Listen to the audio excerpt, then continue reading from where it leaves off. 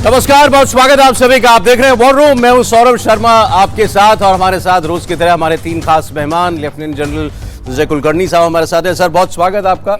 Major general VK Dutta साहब studio पे। Sir बहुत स्वागत है आपका। और एयर कमोडोर एस बैल साहब हमारे साथ। बहुत स्वागत है आपका।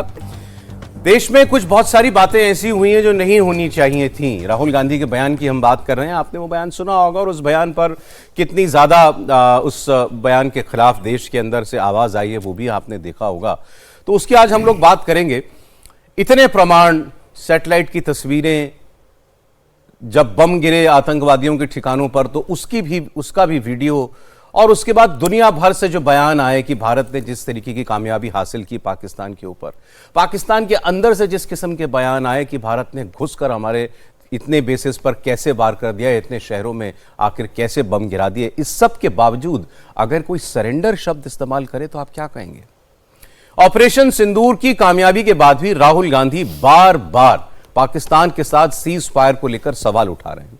जब तक सीज फायर का मामला था तब तक तो फिर भी ठीक था, लेकिन अब शब्द सरेंडर इस्तेमाल हुआ है, इसलिए आज इसके बारे में थोड़ी लंबी बात करना जरूरी है। राहुल गांधी को जब जब मंच मिलता है वो ऑपरेशन सिंदूर के बहाने प्रधानमंत्री नरेंद्र मोदी को टारगेट कर रहे हैं।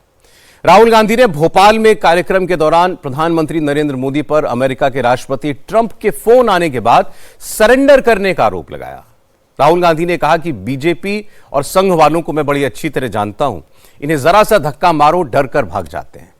राहुल गांधी का बयान पाकिस्तान में कैसे लपका गया, आज हम आपको यह भी दिखाएंगे, और उम्मीद करते हैं राहुल गांधी भी इसे देखें।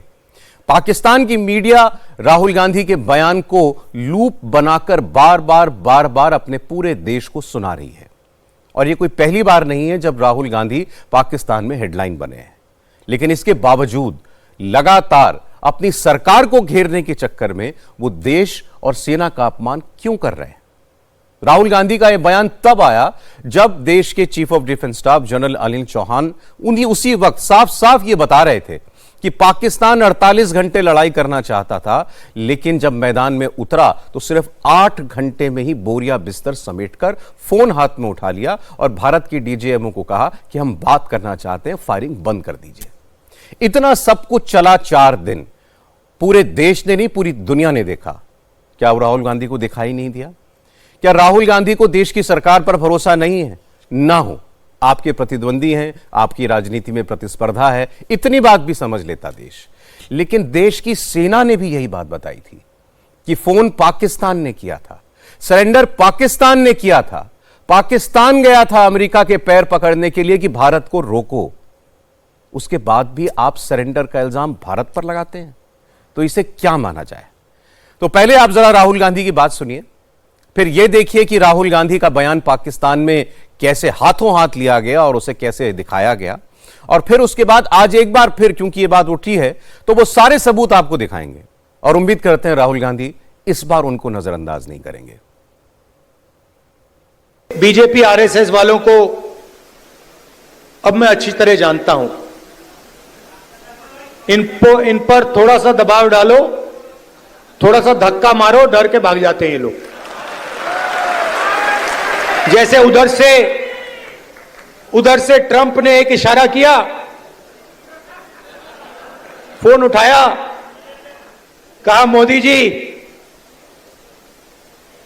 क्या कर रहे हो?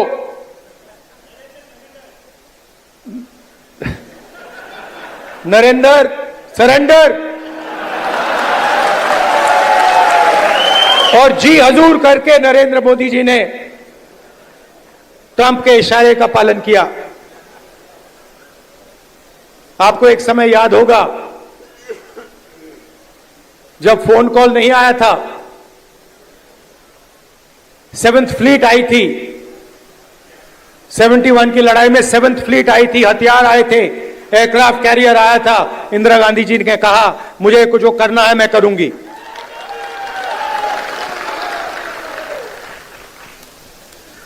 ये फर्क है, इनका कैरेक्टर है। ये सारे के सारे ऐसे हैं। आजादी के समय से सरेंडर वाली चिट्ठी लिखने की आदत है। एक सेकंड में थोड़ा सा दबाव पड़े भैया ये लो। राहुल गांधी को समझना होगा कि उनकी लड़ाई नरेंद्र मोदी के साथ हो सकती है, वो देश के साथ नहीं हो सकती। राहुल गांधी के बयान को पाकिस्तान में कैसे लिया गया, जरा आप ये भी देख लीजिए। पाकिस्तान दावा करता है कि कांग्रेस पहले तो प्रधानमंत्री मोदी की चुप्पी पर लगातार सवाल उठा रही थी, लेकिन अब कांग्रेस पार्टी अपने देश के प्रधानमंत्री का खुलकर मजाक उड़ा रही है। तो आइए जरा बात करें कि राहुल गांधी ने जो कहा तो आखिर क्यों कहा, और इसके कहने का मतलब अगर वो नहीं समझते थे बोलने से पहले, तो अब जरा उनको ये बात समझ में आनी चाहिए। मैं पहले जनरल दत्ता से शुरुआत करूंगा। सर, जंगें आपने खूब लड़ी और जंगों के परिणाम दुनिया जानती है। मैंने तो जितना 4 दिन की लड़ाई के बाद आप सब लोगों से बात की और एक्सपर्ट से बात की, सबने ये माना कि 71 की लड़ाई हो या कारगिल की लड़ाई हो या 65 की लड़ाई हो, जैसा क्लियर कट आउटकम उन जंगों का था, मतलब पाकिस्तान की जबरदस्त धुलाई और पिटाई, आपके सारे मिलिट्री ऑब्जेक्टिव आपने पूरे किए और देश का सर गर्व से ऊंचा हुआ। ऑपरेशन सिंदूर ठीक वैसा ही था, फिर इसमें सरेंडर कहां से आ गया? सौरभ, बड़े अफसोस की बात है कि कोई भी हमारे मुल्क का लीडर हो, किसी भी पार्टी का हो, अगर उसका कोई बयान दुश्मन अपने मीडिया में चला के हमारे देश का अपमान कर रहा है तो बहुत शर्म की बात है। भारत की फौजें लगातार आज़ादी के बाद से भारत की रक्षा के लिए तत्पर हैं और आज तक जितनी भी जंगें जीती, हम कभी कोई जंग हारे नहीं। आज भी जब ऑपरेशन सिंदूर के माध्यम से हम पाकिस्तान को एक सबक सिखा रहे हैं, पाकिस्तान के अंदर दहशत फैला रहे हैं कि अगर तुम दहशतगर्दी करोगे तो हम तुमसे बड़े दहशतगर्द बन जाएंगे, तुम्हारे दहशतगर्दों को ढूंढ ढूंढ के मारेंगे और जो उनकी मददगार है उनको भी नहीं छोड़ेंगे हम। तो जब हम वो एक डर पैदा किया, जहां पर खुद डोजियर लेके पाकिस्तान पूरी दुनिया में घूम रहा है कि साहब हमें तो भारत ने कम बताया लेकिन मारा ज़्यादा, और यहां पर हम अपना मजाक खुद कर रहे हैं। हमें दुश्मनों की जरूरत नहीं है, हमारे दुश्मन तो खुद ही भारत के अंदर हैं। तो मुझे अफसोस है, मैं फौजी हूं, मेरे साथ के 2 को पैनल्स भी फौजी हैं, हमारा पॉलिटिक्स से कोई लेना देना नहीं है, लेकिन हमारी कोई सेना के शौर्य के ऊपर हमारे ऊपर कोई उंगली उठाएगा कि भारत सरेंडर करता है, वो उसको कुएं में डूब के मर जाना चाहिए। तो मेरा सिर्फ यही रिक्वेस्ट है सबसे, सारे भारतवासियों से, अपने मुल्क के ऊपर गर्व करें, अपनी सेना के ऊपर गर्व करें और अपना दुश्मन जो है उसको आंखें दिखाएं, उसको बताएं कि सरेंडर वो करेगा, भारत सरेंडर नहीं करेगा। हमारी जो भी लीडरशिप हो, 1947 में हमारे जवाहरलाल नेहरू थे जो यूनाइटेड नेशन में गए, 1971 में इंदिरा गांधी थी, भारत ने और भारत की फौजों ने पाकिस्तान के 2 टुकड़े कर दिए, वो भारत की फौज लड़ रही थी, पॉलिटिशियन तो पीछे से बैठ के हुक्म देता है, तो भारत की फौज ने वो जीत हासिल करी। हमारे जो भारत की फौज ने 93,000 PW कैप्चर करे, आपने बिना पूछे उनको वापस कर दिया, और हमारे जो 54 PW थे आज तक वापस नहीं आए, वो वहां की जेलों में पागल होकर मर गए। तो मैं कुछ और बोलना नहीं चाहता हूं, बहुत खून खोलता है हमारा। तो मेरा सिर्फ ये रिक्वेस्ट है कि हमें अपने अल्फाज, अपने आप को थोड़ी पॉपुलैरिटी के लिए, अपने एक ऑडियंस जो आपको जिसको आप इंप्रेस करना चाह रहे हैं, आप दुश्मन के हाथ तगड़े मत करें, आप अपने भारत के, अपने देश के हाथ तगड़े करें, अपनी सेना के हाथ तगड़े करें और सेना को शाबाशी दें। और कितना प्रूफ देगी सेना आपको? इस बार तो हमने हर एक चीज का वीडियो भी दिया, वो हम फिर भी चला रहे हैं, ना किसी को समझ में आया हो, ना किसी को दिखाई दिया हो, तो फिर भी एक बार स्क्रीन पर आपके सामने लगातार आज ये तस्वीरें चलती रहेंगी। हमले से पहले किसी का एयरबेस कैसा दिखता था पाकिस्तान का, हमले के बाद कहां उसमें छेद हो गया जाकर के, कहां रनवे दिखाई देता था, कहां उसमें अब गड्ढे दिखाई दे रहे हैं, कैसे बावलपुर के और मुरीद के लश्कर तैयबा और जैश ए मोहम्मद के हेडक्वार्टर्स के महलों के अंदर, मदरसों के अंदर बड़े बड़े रोशनदान बना दिए भारत की सेना ने, भारत की एयरफोर्स ने, वो भी हम आपको दिखा रहे हैं। और इसके बाद भी आप सरेंडर जैसे शब्द का इस्तेमाल करते हैं। आपको अपनी राजनीतिक लड़ाई लड़नी है, किसी और तरीके से लड़िए, उसमें कम से कम सेना उस युद्ध जैसे एक गंभीर परिस्थिति का इस्तेमाल ना करे। ये तस्वीरें हैं, ये कौन से सरेंडर की तस्वीर दिखाई देती है जनरल कुलकर्णी? जरा एक बार कोई पूछे जरा किसी से जाकर के, ये वो बहावलपुर का जैश ए मोहम्मद का हेडक्वार्टर। और एक खबर कल हमारे शाम के प्रोग्राम में हमारे पॉलिटिकल एडिटर देवेंद्र पराशर दे रहे थे, आज मैं उसको भी थोड़ा सा और एम्पलीफाई करना चाहता हूं। जैश ए मोहम्मद का मुखिया मसूद अजहर 3 घंटे से बच गया इस एयर स्ट्राइक में सर। पूरी इंटेलिजेंस थी, और ये मैं एक क्रेडिबल जानकारी के आधार पर हमारे पॉलिटिकल एडिटर ने दी, जो उसके हिसाब से बता रहा हूं। हमारे पास इंफॉर्मेशन थी कि वो रात को यहीं रुकेगा, लेकिन शायद उसकी किस्मत थी कि वो बच निकला वहां से, और 3 घंटे का गैप उसके यहां से निकलने और इस एयर स्ट्राइक में रहा। नहीं तो आपके देश का सबसे बड़े दुश्मनों में से एक वहां पर उस दिन मारा जाता। जनरल कुलकर्णी। सौरभ जी, बहुत ही दुख की बात है कि इस प्रकार से अपने ही देश के एक ऐसे नेता जो बात करते हैं, और वह जब कि पूरा विश्व ये कह रहा है कि भारत की जीत हुई है, विश्व तो कहता ही है, पाकिस्तान के खुद के प्रधानमंत्री बार बार कह रहे हैं और गड़गड़ा करके कह रहे हैं अपनी ही धरती पर और अजरबैजान में भी, और अपने ही बनाए हुए फील्ड मार्शल के सामने कि इन्होंने मुझे रात के 1:30 बजे फोन किया, इस तरह कहा, और हम घबरा गए कि क्या करना है, तो उन्होंने ही मुझे सलाह दी कि सीज़फायर की हम बात करते हैं।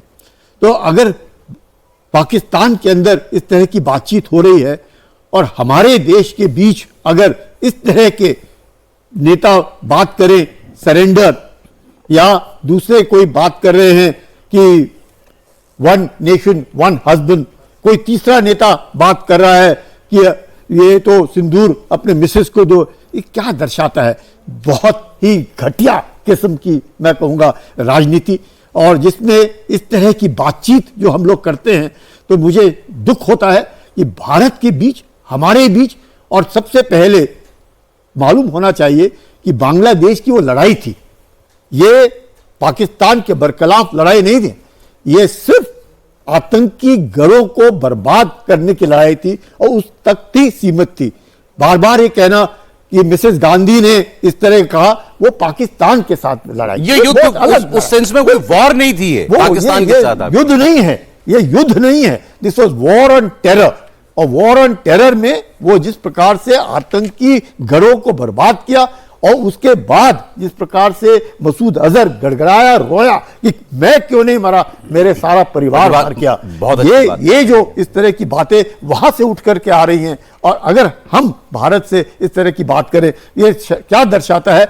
सियाना होना अच्छी बात है, पर अगर हम इस तरह की बात करें तो मुझे लगता है भारत में के बीच के जो लोग हैं वो इनको जवाब, ये जो तस्वीरें हैं, ये वही लोग हैं, मसूद अजहर के आतंकी परिवार के जो लोग मारे गए थे, उसकी कब्र है, और उस पर आगे डेट तक लिखी हुई है। उसकी ये कब्र अभी भी खाली है, उसका इंतजार कर रही है। हाँ, बिल्कुल ठीक आप कह रहे हैं सर। तो ये तक, और आपने अच्छा याद दिलाया मसूद अजहर का बयान कि काश मैं मर गया होता।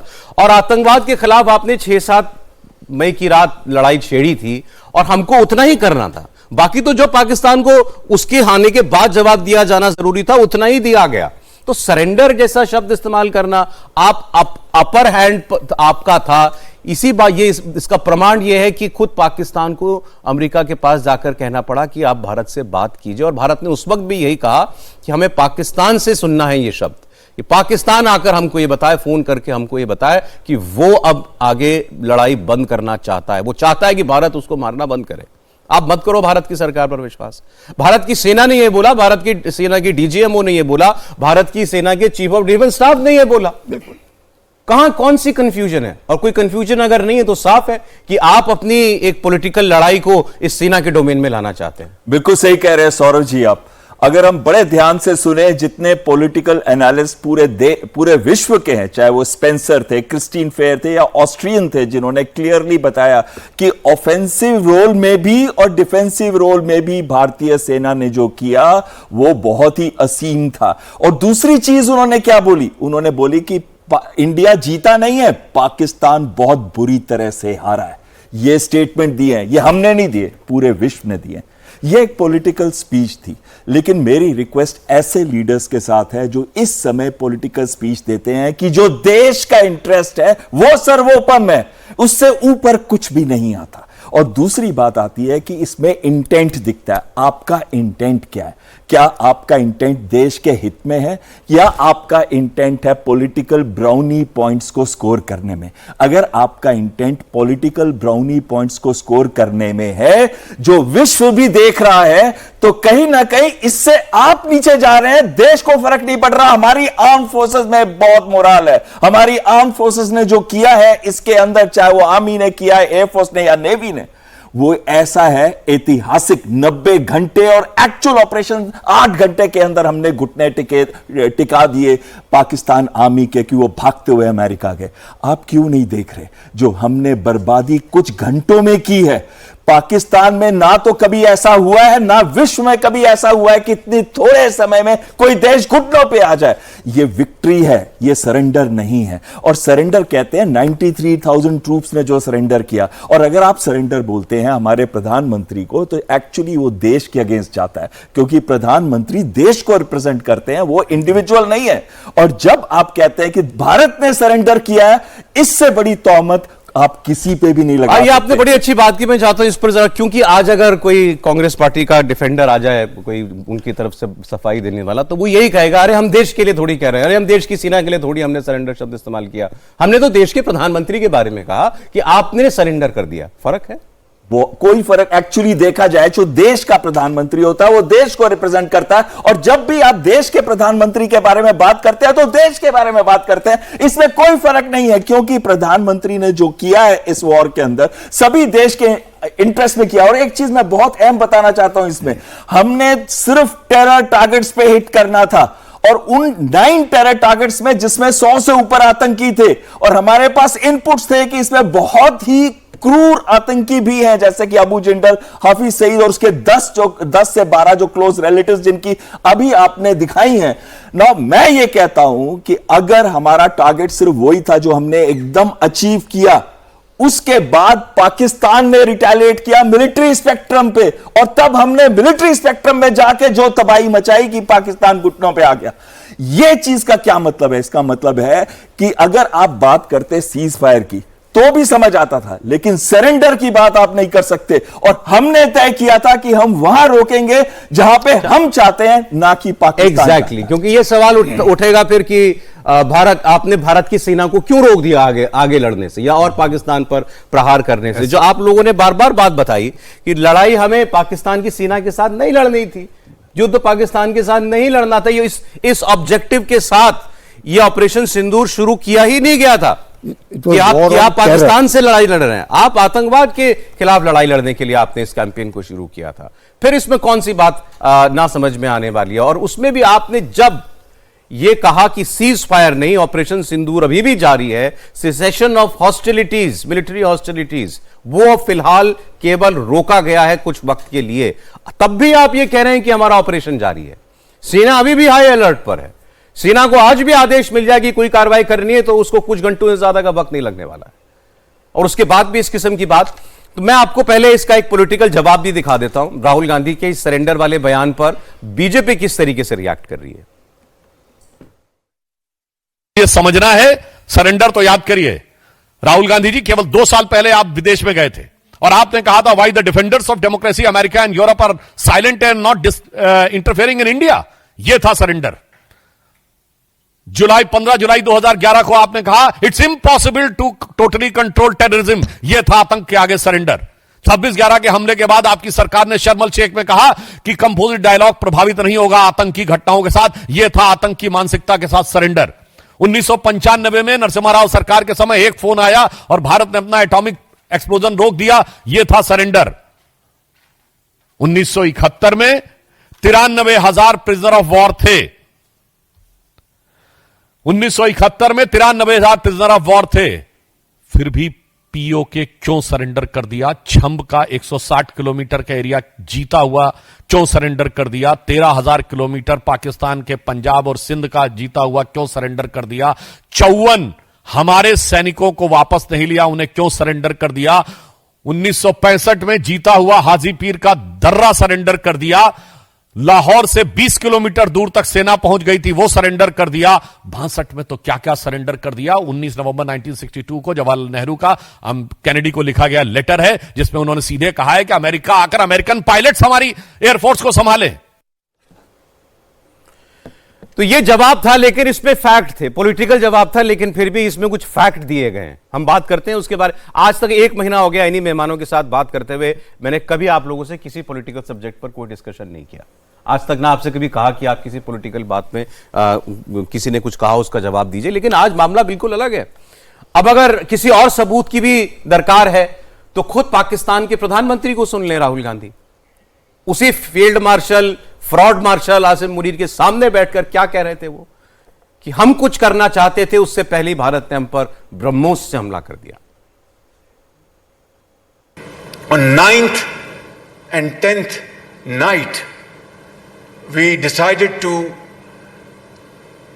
respond in a measured fashion to Indian aggression, and we had decided that at 4:30 in the morning after Fajr prayers, Pakistan armed forces, led very ably by our Field Marshal, Chief Army Staff sitting here, Sayyid Asim Munir. But before that hour reached, India again launched missile attacks, BrahMos, and hit Pakistan's various provinces, including airport in Rawalpindi and other places. जो बात शहबाज शरीफ कह रहे हैं, यह बात कल बड़ी detail में समझाई जनरल अनिल चौहान, हमारे चीफ ऑफ डिफेंस स्टाफ ने, कि उस रात हुआ क्या था। उन्होंने बताया पाकिस्तान भारत पर हमला करना चाहता था और कर ही रहा था, और 48 घंटे की जंग वो सोचता था कि अभी वो और लड़ेगा और भारत को घुटनों पर लाएगा। लेकिन उसकी 48 घंटे की जंग की तैयारी भारत ने 8 घंटे के अंदर अंदर निपटा दी। 8 घंटे में इतनी एयर स्ट्राइक, इतनी एयर बेसिस पर हमला और इतनी बुरी तरीके से मार पाकिस्तान को पड़ी कि उसने उसके बाद मिसाइल का बटन नहीं दबाया, फोन उठाया और कहा कि हमें मारना बंद करो। सुनिए जरा। 10th of May at about 1 a.m. Its aim was to get down India to its knees in 48 hours. Multiple attacks were launched, and in some manner they have escalated this conflict, which we had actually hit only terrorist targets, but also into the military domain. From their perspective, it would have been rational in the sense they would have said that you used military means to hit these targets. But it was also rational on their part, operation which they thought they'll continue for 48 hours, folded up in about 8 hours. And on 10th, when they picked up the telephone and said they wanted to talk, they must have assumed that if they continued this mode, they're likely to lose much more. So hence they picked up the telephone. Phone उसने उठाया, उसको लगा कि मुझे अब मेरा बहुत ज्यादा नुकसान होगा, ये बता रहे हैं जनरल साहब। और 8 घंटे की केवल भारत की वो कार्रवाई थी उस रात, 9 और 10 मई की रात को, जिसके बाद पाकिस्तान वाकई अपने घुटनों पर आ गया और उसने सरेंडर किया। और उसके बाद भी सवाल आज ये भारत से पूछा जा रहा है जनरल साहब। बिल्कुल सौरभ, देखिए ऐसा है कि आपने शायद जनरल खंडारे का भी बयान सुना हाँ जी, होगा। बिल्कुल, उनका वो हमारे प्रोग्राम में आए थे। जब ये बात हुई कि क्या साहब केडारा हिल में इनके न्यूक्लियर असेट्स के ऊपर भी क्या स्ट्राइक हो गई थी, तो उन्होंने बोला था कि अगर पाकिस्तान उस समय सीज फायर के लिए नहीं बोलता तो क्या भारत लगातार और हमले करता रहता। उन्होंने बोला बिल्कुल। कहने का मतलब ये था कि अगर पाकिस्तान बाज नहीं आता, उस समय नहीं रुकता, तो हम उसको और भी गहरी मार मारने वाले थे। अभी तक तो हमारे नेवी के सेट ही यूज़ नहीं हुए थे, हमारे एयरफोर्स के पूरे सेट यूज़ नहीं हुए थे, हमारे आर्मी के ground based missile systems use ही नहीं हुए थे। सिर्फ लिमिटेड कार्रवाई चल रही थी लाइन ऑफ कंट्रोल में, और थोड़ा सा जो वर्किंग बॉर्डर बोलता है जम्मू रीजन में वो। तो कहने का मतलब ये है कि पाकिस्तान बहुत बड़ी मार खाने से बच गया, और ये अच्छा हुआ कि उसने फ़ोन उठा के हाथ जोड़ दिया हमारे DGMO को कि साहब ये आप जंग रोक दीजिए। मैं एक और बात बताना चाहूँगा, जब हमने टेररिस्ट टारगेट को स्ट्राइक कर दिया था तो हमने उसको ऑफ रैंप दिया था कि हमने बोला भाई हमने टेररिस्ट टारगेट हिट करे हैं, हम कोई और अभी एस्केलेशन नहीं कर रहे हैं। लेकिन पाकिस्तान ने उसके एवज में एक भारी काउंटर अटैक किया भारतीय सेना के ऊपर, और उसके एवज में फिर हमने इसको एक मिलिट्री रिस्पॉन्स दिया था। तो कहने का मतलब यह है कि हमारा कोई इंटेंशन नहीं था जी बिल्कुल पाकिस्तान की आर्मी को एंगेज करने का। फैक्चुअल गलती भी है राहुल गांधी के बयान में सर, मुझे भी जनरल कुलकर्णी ने भी ठीक याद दिलाया आपने। देखिएगा सौरभ जी, क्या ट्रंप ने मोदी जी से बातचीत की? नहीं की। बातचीत किसकी हुई? पाकिस्तान के डीजीएमओ की अपने डीजीएमओ के साथ। तो अब कहाँ पे बात हुई सरेंडर और नरेंद्र, मुझे ये नहीं समझ में आया। तो ये जिस तरह की बातें हैं, these are loose talks which must be totally avoided. और लोकतंत्र है, आपको बात करने की पूरी आज़ादी है, तो उसके ऊपर कुछ तो ये होना चाहिए रिस्ट्रिक्शन, कुछ तो अपनी समझदारी होनी चाहिए कि आप देश के बारे में बात। और फिर उसके ऊपर कई बार हिपोक्रेसी हम देखते हैं। हम फौज के बारे में कुछ नहीं कह रहे, हम तो उनके लिए कह रहे हैं। गलत, वो आज देश का नेतृत्व कर रहे हैं, और जो वो देश का नेतृत्व, क्या वो लड़ रहे हैं? हम लड़ रहे हैं, फौज लड़ रही है। तो अब इस तरह की बातें जब करते हैं तो पूरे देश के ऊपर इस तरह, और मजाक जिस प्रकार से उन्होंने कहा वो मजाक लगा, जिस प्रकार से sarcastically commenting which is absolutely unwarranted. मुझे ऐसा लगता है कि इस तरह की बातचीत नहीं करनी चाहिए, और माफी मांगने में फायदा होएगा बनिस्पत इस बात को खींचना कि नहीं surrender. Rahul Gandhi should apologise. Rahul Gandhi ने माफी मांगनी चाहिए, इस तरह की माफी मांगनी चाहिए। इससे आफ्टर ऑल सरेंडर किसने किया? पाकिस्तान ने सरेंडर किया। फोन किसने किया? पाकिस्तान ने फोन किया। क्या हमने फोन किया? बिल्कुल फोन नहीं किया, पाकिस्तान ने फोन किया। उनके डीजीएमओ ने कहा कि हमें बार बार ये लड़ाई रोकी जाए। तो इस तरह की बातचीत करना बहुत गलत और निंदनीय मैं कहूंगा। आपने भी कहा कि राहुल गांधी ने जैसे हंसते हुए कहा, तो राहुल गांधी ने जो बात कही वो शायद एक ऐसे कॉमेडियन का जोक था जिस पर कोई नहीं हंसा। और राहुल गांधी को अगर भारत की सरकार पे भरोसा ना हो, भारत के विदेश मंत्रालय पे भरोसा ना हो, तो कम से कम राहुल गांधी को भारत की सेना के बयानों पर तो भरोसा होना चाहिए। लेकिन इसके बावजूद अगर आप इस किस्म के बयान देते हैं तो या तो आप किसी को खुश करने के लिए बयान दे रहे हैं, या फिर आप किसी खुशफहमी में रहने के लिए ऐसे बयान दे रहे हैं। भारत के ऑपरेशन और पाकिस्तान को हुए नुकसान के एनालिसिस अब सामने आने लगे हैं। भारत की सेनाओं ने अब धीरे धीरे वो डिटेल्स शेयर करना शुरू कर दिया। हालांकि सोर्स बेस्ड है अभी। एएनआई ने यह जानकारी दी कि भारत ने ऑपरेशन के दौरान पाकिस्तान के 6 फाइटर जेट हवा में मार गिराए थे। साथ ही पाकिस्तान के एक C-130 ट्रांसपोर्ट एयरक्राफ्ट को भी तबाह किया। भारत ने पाकिस्तान के ड्रोन हमलों को किस तरीके से नाकाम बनाया था, इसके सबूत दुनिया देख चुकी है। और अब इस बात के सबूत मिल रहे हैं कि ऑपरेशन के दौरान भारत की मिसाइलों ने पाकिस्तान के 10 मिलिट्री ड्रोन्स को मार गिराया। पाकिस्तान को 2 बहुत महंगे अपने एयरक्राफ्ट्स का नुकसान हुआ जो एवैक्स की कैटेगरी के थे, और जो इन फाइटर जेट से भी कई गुना महंगे होते हैं। और दिलचस्प बात यह कि भारत ने पाकिस्तान में आतंकी ठिकानों और एयरबेस पर हमलों को मिलाकर कुल 20 अटैक्स की बात खुद कही थी। लेकिन खुद पाकिस्तान ने बताया कि भारत ने 20 नहीं बल्कि 28 जगहों पर जाकर के उसको मारा। तो वो एक नक्शा भी आपकी स्क्रीन पर आएगा। और इसके अलावा वो जो अब हम बता सकते हैं कि पाकिस्तान को कितना और नुकसान हुआ था, एसेट्स का नुकसान, वो हम आपको दिखाएंगे। पहले तो आप ये देख लीजिए, ये मैप जो है जिसमें अब वो सारे 28 साइट्स, जहां पर पहले 9 जो आतंकी ठिकाने थे, उसके बाद 11 एयरबेस और 8 वो जगह जहां पर एयर डिफेंस उनके डिस्ट्रॉय करने के लिए अटैक किया गया, जो पाकिस्तान ने खुद बताया, हमने नहीं। वो मिलाकर के ये पाकिस्तान का नक्शा बनता है। कल किसी ने कहा अच्छा जोक डाल रखा था, ये होता है अच्छा जोक। बिल्कुल बताता हूं आपको, जोक ये था कि पाकिस्तान को अब किसी मैप की जरूरत नहीं है। मैप नहीं बनवाना पड़ेगा, ये मेरा शहर, ये यहां पर वो ये दिखा दे मुझे भारत ने कहां मारा, तो पूरा पाकिस्तान आ जाता है उसमें। क्योंकि कौन सा शहर बचा आप जरा इसमें देखिए, कोई जगह ही नहीं बची उसकी, कोई जगह नहीं है, हर जगह जाकर के तुम्हारा तो उस पूरा पाकिस्तान का मैप भारत ने बना दिया है। तो ये आप देखिए नक्शा। जब मैंने कहा कि एक नक्शा बनाना जरा जिसमें सारे 28 जगह आ जाएं, तो हमारे प्रोड्यूसर साहब ने बोला कि सर इतने नाम कैसे लिखूंगा मैं, जगह ही नहीं है। इसलिए वो नाम और जो प्लेस है वो थोड़ा सा मिक्स हो। हाँ, क्योंकि सच में 28 जगह दिखाना, ये होती है कामयाबी, ये है आपकी सेना की ताकत। पाकिस्तान में 28 जगहों पर मारा, इतना सा तो पाकिस्तान है, उसमें 28 जगह चुन चुन कर उसको मारा है। और वो मान रहा है इस बात को, एक एक चीज उसने मानी है, अपना डोजियर बनाया। 6-7 की रात कार्रवाई की। डीजीएसपी ISPR ने कंफर्म किया कि 9 जगहों पर भारत ने हमारे यहां बम गिराया। आपने 11 एयरबेस हिट किए, उसके प्रधानमंत्री ने कंफर्म किया कि आपने उसके एयरबेस हिट किए, और तो छोड़िए किसी और को।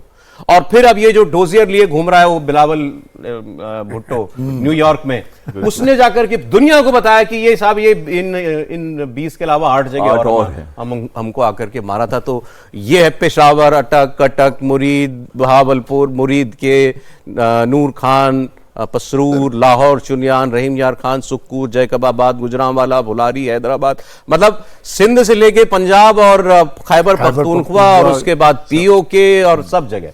इतनी मार तो रूस भी यूक्रेन को नहीं मार रहा। बिल्कुल सर, इतना डीप जाकर के इसमें वो कुछ नई जगह जो है वो हमने इसमें ऐड किया। अब आइए बात, भारत का क्या नुकसान हो गया ये जानने में बड़ी दिलचस्पी थी, राहुल जी को भी दिलचस्पी थी।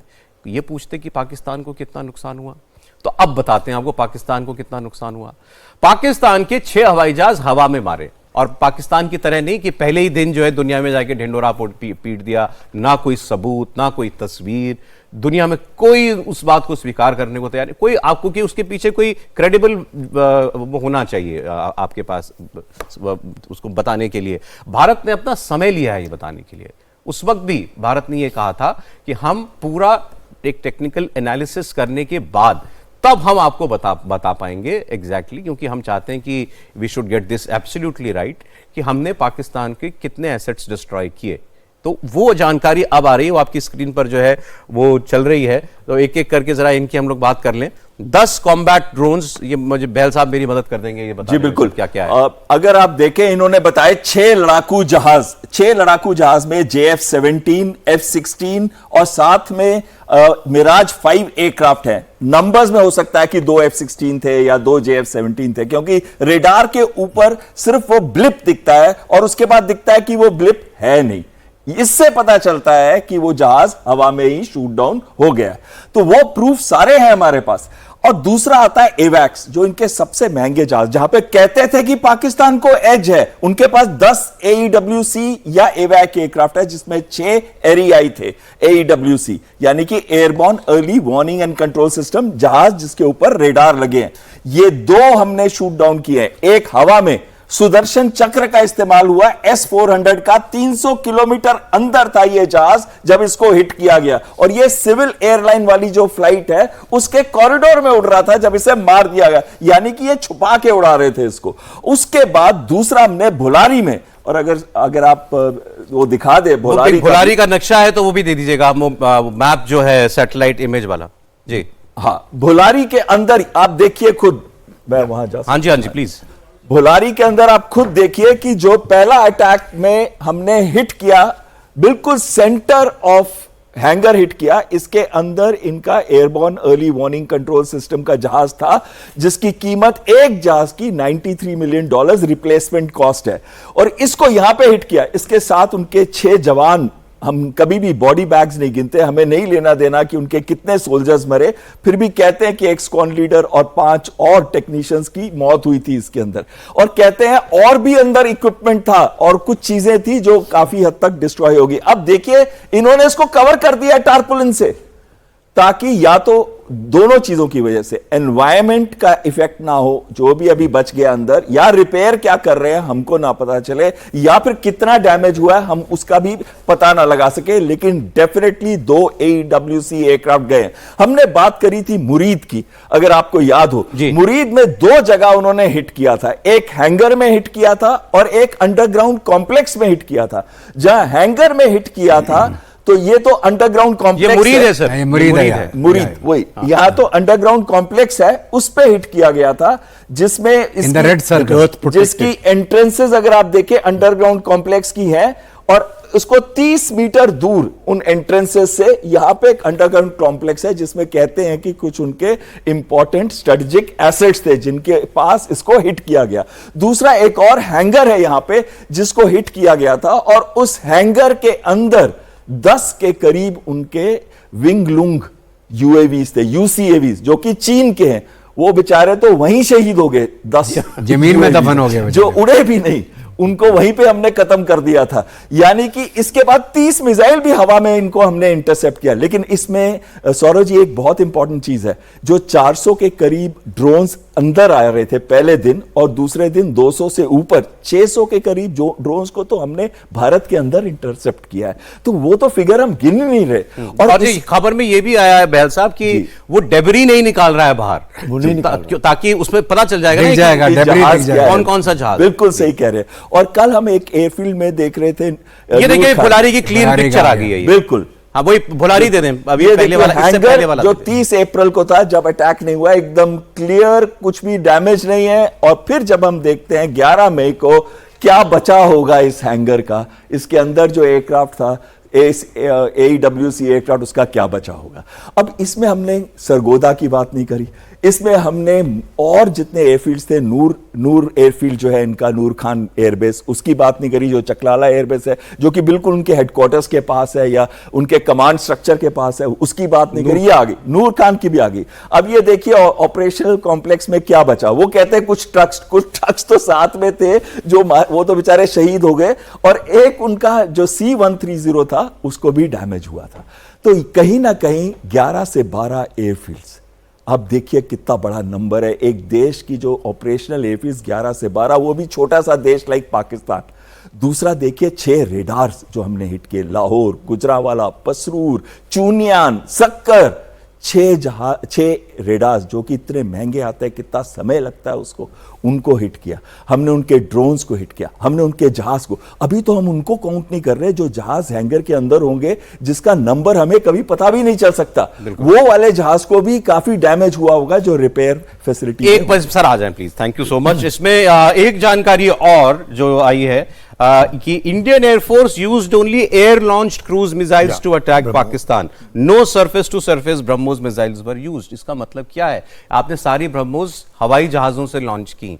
तो ये जो पाकिस्तान ने कहा कि हमें इतना नुकसान हो गया था और भारत की एयरफोर्स जो है फिर नहीं उसको जहाजों को ऑपरेट कर रही थी, सीडीएस साहब ने भी यही कहा, हमने अपनी कुछ टैक्टिक्स चेंज की और बहुत जल्दी हमारे सारे हवाई जहाज थे बिल्कुल और सारी मिसाइल हवा से मारी। बिल्कुल, हमने ना केवल suppression and destruction of enemy air defence किया, हमने साथ साथ में Su-30 मॉडिफाइड विद ब्रह्मोस।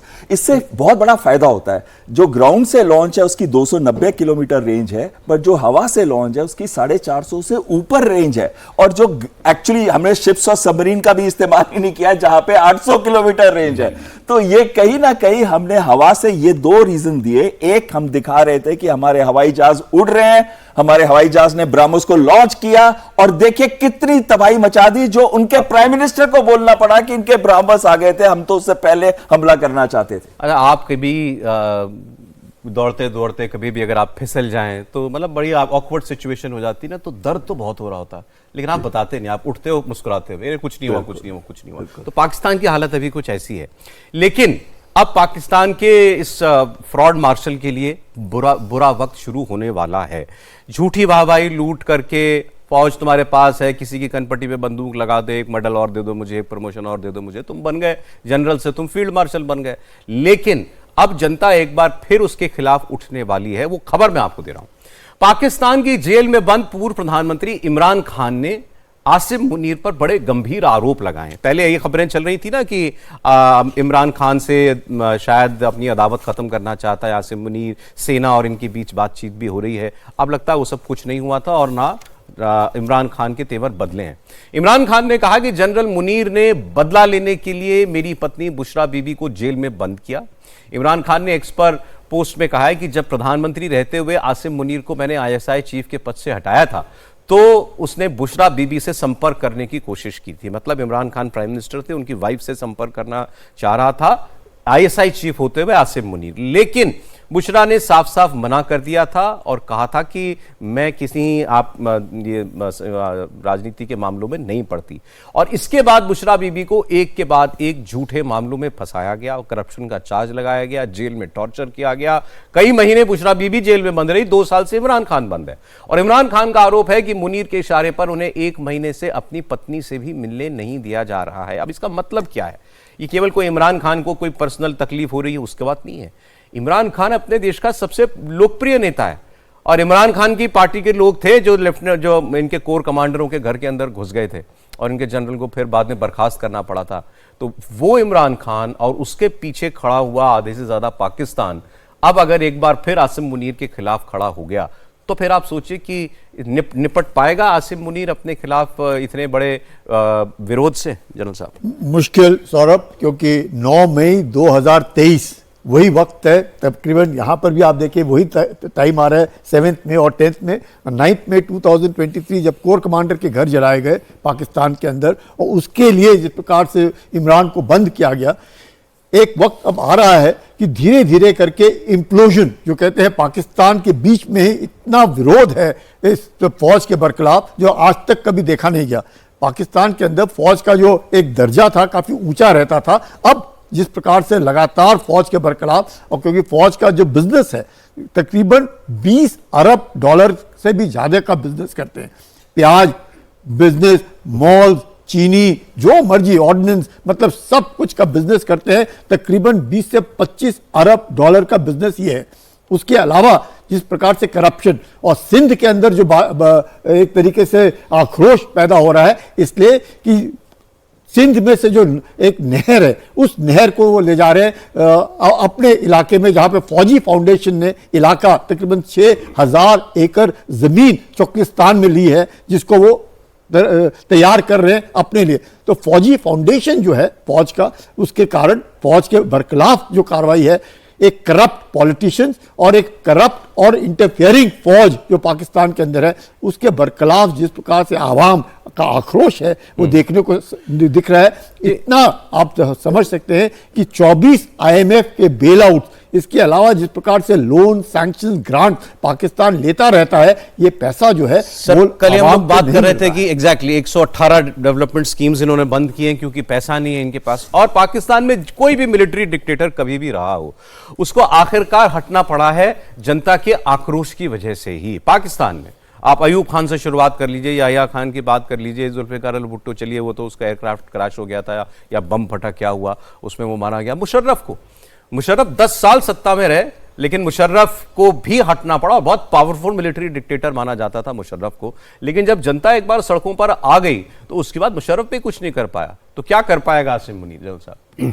बिल्कुल सौरभ, ऐसा है कि आसिम मुनीर ने अगर पहलगाम का ये जो टेरर ऑपरेशन प्लान किया, वो पूरे पाकिस्तान के अवाम का ध्यान हटाने के लिए किया।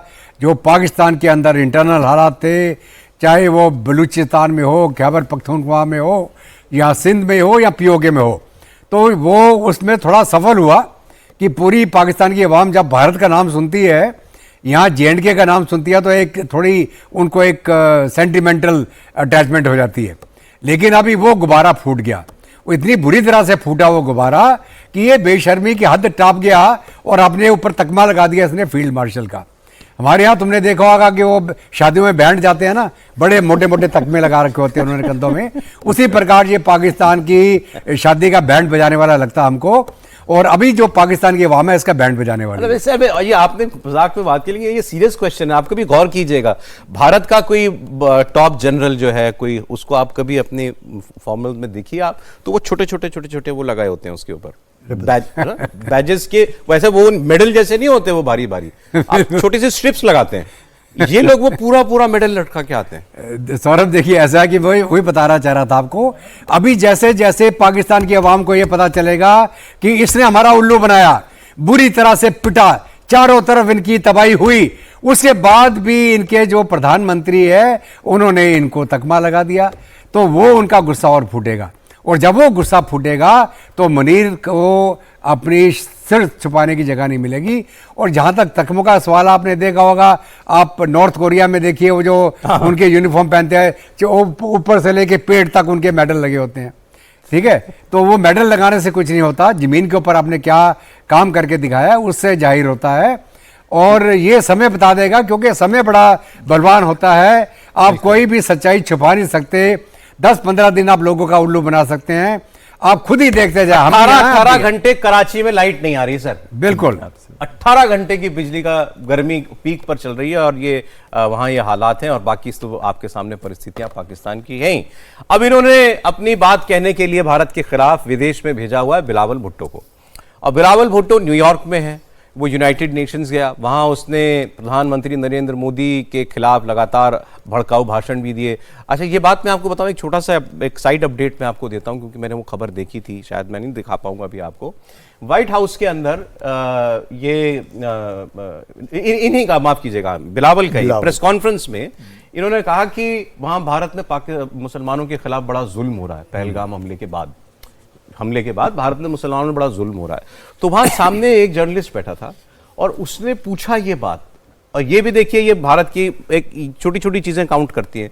उसने कहा लेकिन जहां तक मुझे याद है भारत की फौजों की ब्रीफिंग करने के लिए तो एक ऑफिसर आ रही थी, उनका नाम तो कर्नल कुरैशी था, और आप कह रहे हैं कि वहां बड़ा अत्याचार हो रहा है।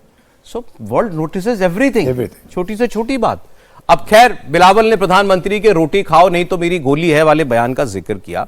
बिलावल पाकिस्तान का डेलीगेशन लेकर अमेरिका के दौरे पर पहुंचे और यहां भारत के साथ बातचीत को लेकर एक बार फिर उसने वही अपने जो बाकी नेताओं ने जिस तरह गिड़गिड़ा कर कहा वैसे ही उन्होंने कहा कि हम बात करने के लिए तैयार हैं। अंतर्राष्ट्रीय समुदाय से अपना रोल निभाने के लिए कहा। बिलावल ने कहा कि पाकिस्तान भारत के साथ बात करना चाहता है, पानी पर बात करना चाहता है, आतंकवाद पर भी बात करने के लिए तैयार है, लेकिन भारत हमसे बात करने को राजी नहीं हो रहा। While we do have a ceasefire on the one hand, and we have one party saying we want to engage in dialogue and diplomacy, we have the other party who says this is not a ceasefire, this is a pause. That is making one aggressive statement after another. The most recent statement that Mr. Modi made was that a specific message to the youth of Pakistan, that eat bread or you can eat my bullet. That doesn't sound like a man of peace. Having said that, I would like to differentiate between his public posturing and what I believe is in the interest of our two countries. Obviously, we've all come here and engaged on this mission with the hopes that by engaging international partners, just as they convinced Mr. Modi to agree to a ceasefire, they perhaps can convince the Modi government to agree to a comprehensive dialogue. And if we do engage in a comprehensive dialogue, that is the only viable path, not only to peace, but actually for us to solve our issues. There's no military solution to Kashmir. There's no military solution to terrorism. There shouldn't be a military solution to our water dispute. अब बिलावल भुट्टो को भी कोई लिख के नहीं देता ना तो ये कुछ ना कुछ गड़बड़ कर देता है आदमी। अब इसने कहा कि there is no military solution to Kashmir, तो ये तू अपने जनरल को बोल जाके there is no military solution to terrorism, there is only military solution to terrorism.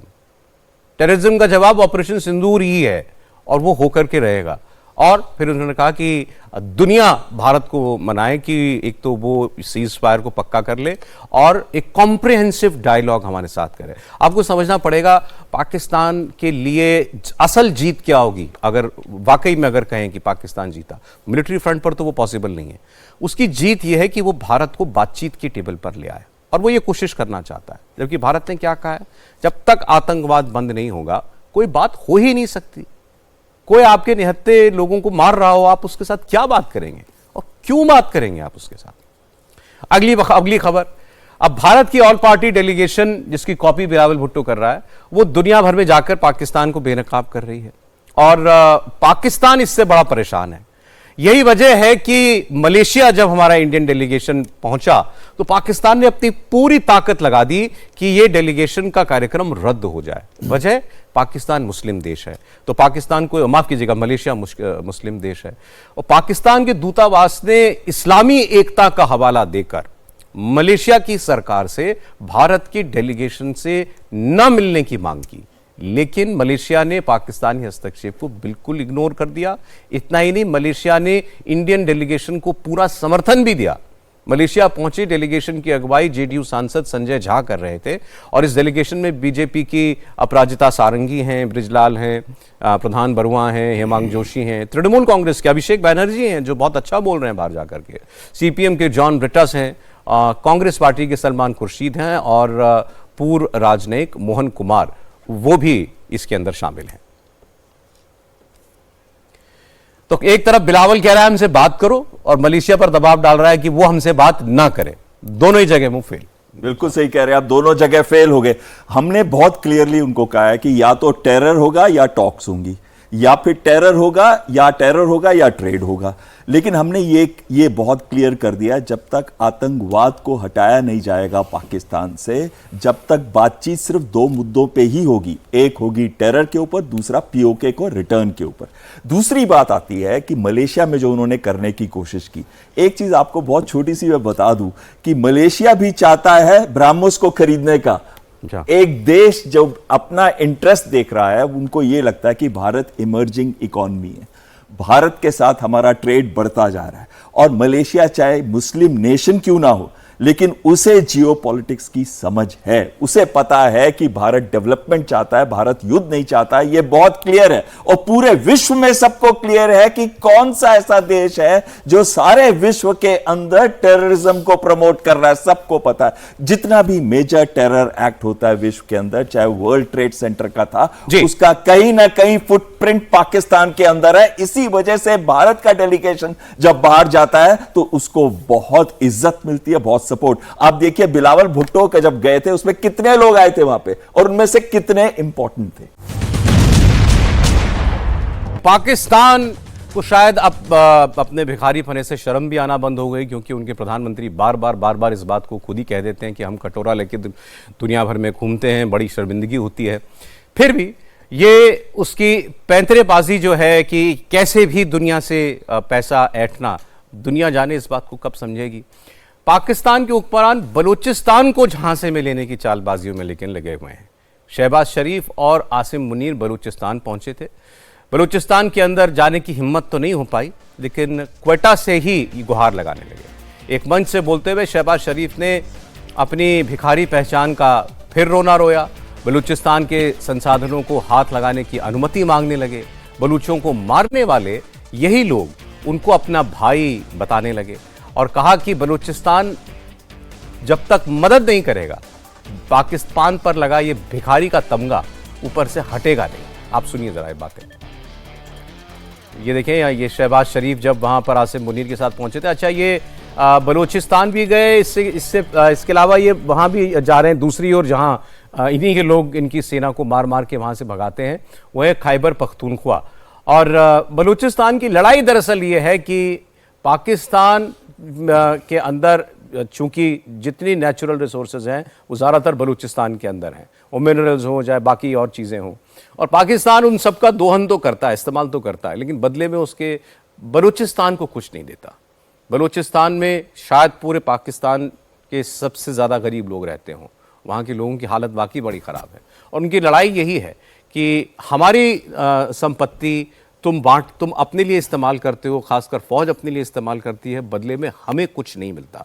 तो इसलिए शहबाज शरीफ वहाँ, आप सोचिए किसी देश के प्रधानमंत्री को अपने ही देश के किसी हिस्से में जाकर ये कहना पड़े आप हमारी मदद कीजिए, हमें आपके संसाधन इस्तेमाल करने दीजिए। तो यही आपको बताता है कि आखिर वहाँ के लोगों में उस सरकार को लेकर के, उस देश को लेकर के कितना गुस्सा होगा। जनरल साहब।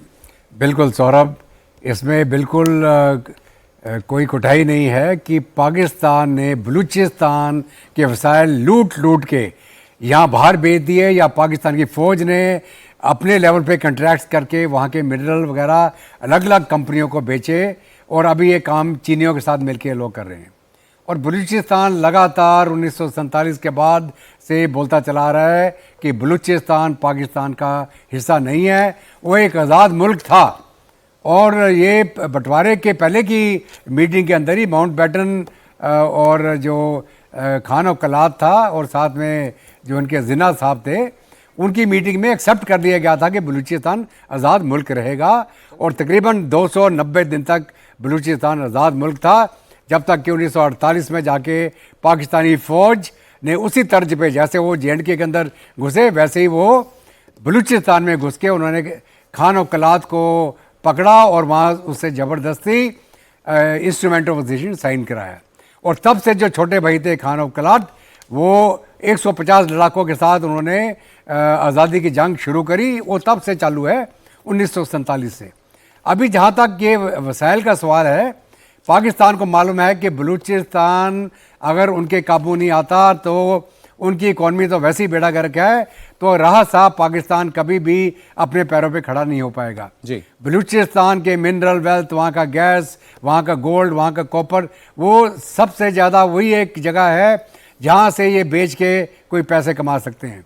और जो सी पैक अगर नहीं बनता है तो चीनी भी अपना हाथ अभी पीछे खींचने को हो रहे हैं, और बल्कि चीनी अभी डायरेक्टली नेगोशिएट कर रहे हैं बीएलए के साथ में। तो अगर मान लीजिए चाइना, चीनी लोग बीएलए के साथ संपर्क, बिल्कुल बिल्कुल, उनको मालूम है कि पाकिस्तान की फौज अभी कोई हिफाजत नहीं दे पा रही है सी पैक को, और इससे अच्छा कि हम बलूचिस्तान से डायरेक्टली कोई बात कर लेंगे भाई, तो आप हमें कम से कम ना मारो। और ये भी हो सकता है कि बलूचिस्तान को वही बोले भाई तुम आज़ाद हो जाओ और हमें मत मारो, और तुम जो चाहोगे हम तुमको दे देंगे, हमारा सिर्फ कॉरिडोर जाने दो, ताकि हमारा जो ग्वादर पोर्ट से सी ऑफ कम्युनिकेशन का लेंथ कम हो जाए। जो 28 दिन में हमारा माल पहुंचता है वो 12 दिन में पहुंच जाए वहां पे चाइना के अंदर, जिंजियांग। अरे आपने सर बीच में खबर देखी थी कि बीएलए ने, बलूच लिबरेशन आर्मी ने एक वक्त पूरे शहर पर कब्जा कर लिया था। बिल्कुल बिल्कुल, सुराब शहर पर जो है पूरा कब्जा हो गया।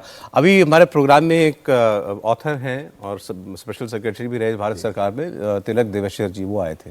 उन्होंने 4-5 किताबें लिखी हैं पाकिस्तान और बलूचिस्तान पर, पश्तूनों पर भी उन्होंने किताब लिखी। तो मैंने उनसे पूछा कि क्या वाकई ऐसा वक्त आ गया है कि बलूचिस्तान अलग हो सकता है पाकिस्तान से, क्योंकि फिर भी तो आप आफ्टर ऑल आर्मी तो आप उनकी देख ही रहे हैं कि आप जुल्म तो करती है। तो उन्होंने कहा कि बिल्कुल ऐसा होगा, जल्द होगा। उसकी वजह यह है कि अब बलोच लोगों के मन से डर निकल चुका है। बिल्कुल, उनको इतना मारा है पाकिस्तान की आर्मी ने, इतने जुल्म किए हैं कि अब वो डरते ही नहीं है। और जब जिस दिन लोग आपसे डरना बंद कर दें किसी फौज से, तो उस फौज की क्या औकात रह जाती है। बिल्कुल, अगर आप देखें बलूचिस्तान के अंदर 44% जोग्राफिकल एरिया पाकिस्तान का बलूचिस्तान के पास है। उसमें पॉपुलेशन कितनी उनकी 5 से 6%। व्यवहार कैसा है? सौतेला व्यवहार, यानी कि हम आपके मिनरल्स, चाहे गोल्ड, कॉपर, चाहे वो मैग्नीशियम, कोल, और जितने भी उनकी नेचुरल गैस, अब जितने भी ये रिसोर्सेज हैं पाकिस्तान एक्सप्लॉइट करता है, लेकिन क्या डेवलप हुआ बलूचिस्तान? नहीं।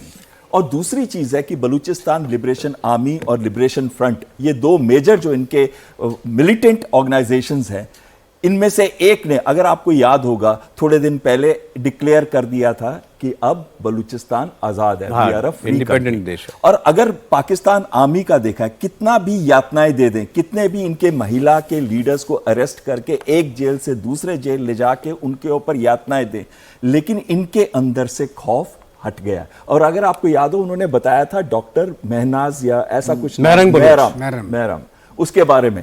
तो वो बहुत ही इंपॉर्टेंट चीज एक होती है आदमी के अंदर, जब डर हट जाता है तो उससे चिंता नहीं होती, क्योंकि उसके हस्बैंड को तो मार दिया था इन्होंने। तो उनके अंदर से जब डर हट जाता है तो कोई भी ऑक्यूपाइंग फौज उस एरिया को कंट्रोल नहीं कर सकती, क्योंकि आप लोगों को डिस्ट्रॉय कर सकते हो, लोगों को मार सकते हो, लोगों के दिलों पे राज नहीं कर सकते। और जब तक आप लोगों के दिलों पे राज नहीं कर सकते, उस एरिया को कंट्रोल नहीं कर सकते। जितना भी रूरल एरिया है आज बलूचिस्तान के अंदर, अगर हम क्वेटा छोड़ दें, हम ग्वादर छोड़ दें, अब तो सुराब भी चला गया, जो कि उनके हाईवे जो कराची जाता है उसके रास्ते में आता है।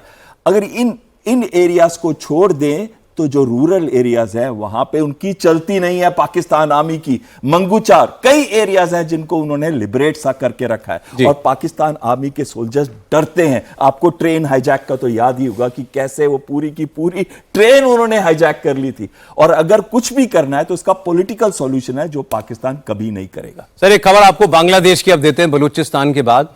बांग्लादेश में आपने देखा कि शेख हसीना के ऊपर एक तो Wars, crimes against humanity, genocide, उसके आरोप लगा दिए उन्होंने। एक तो अपने यहाँ एक इंटरनेशनल कोर्ट बना रखा है, इंटरनेशनल क्राइम्स ट्राइब्यूनल, और उसमें लाइव ट्रायल दिखाया गया शेख हसीना के खिलाफ। शेख हसीना भारत में है, सब जानते हैं।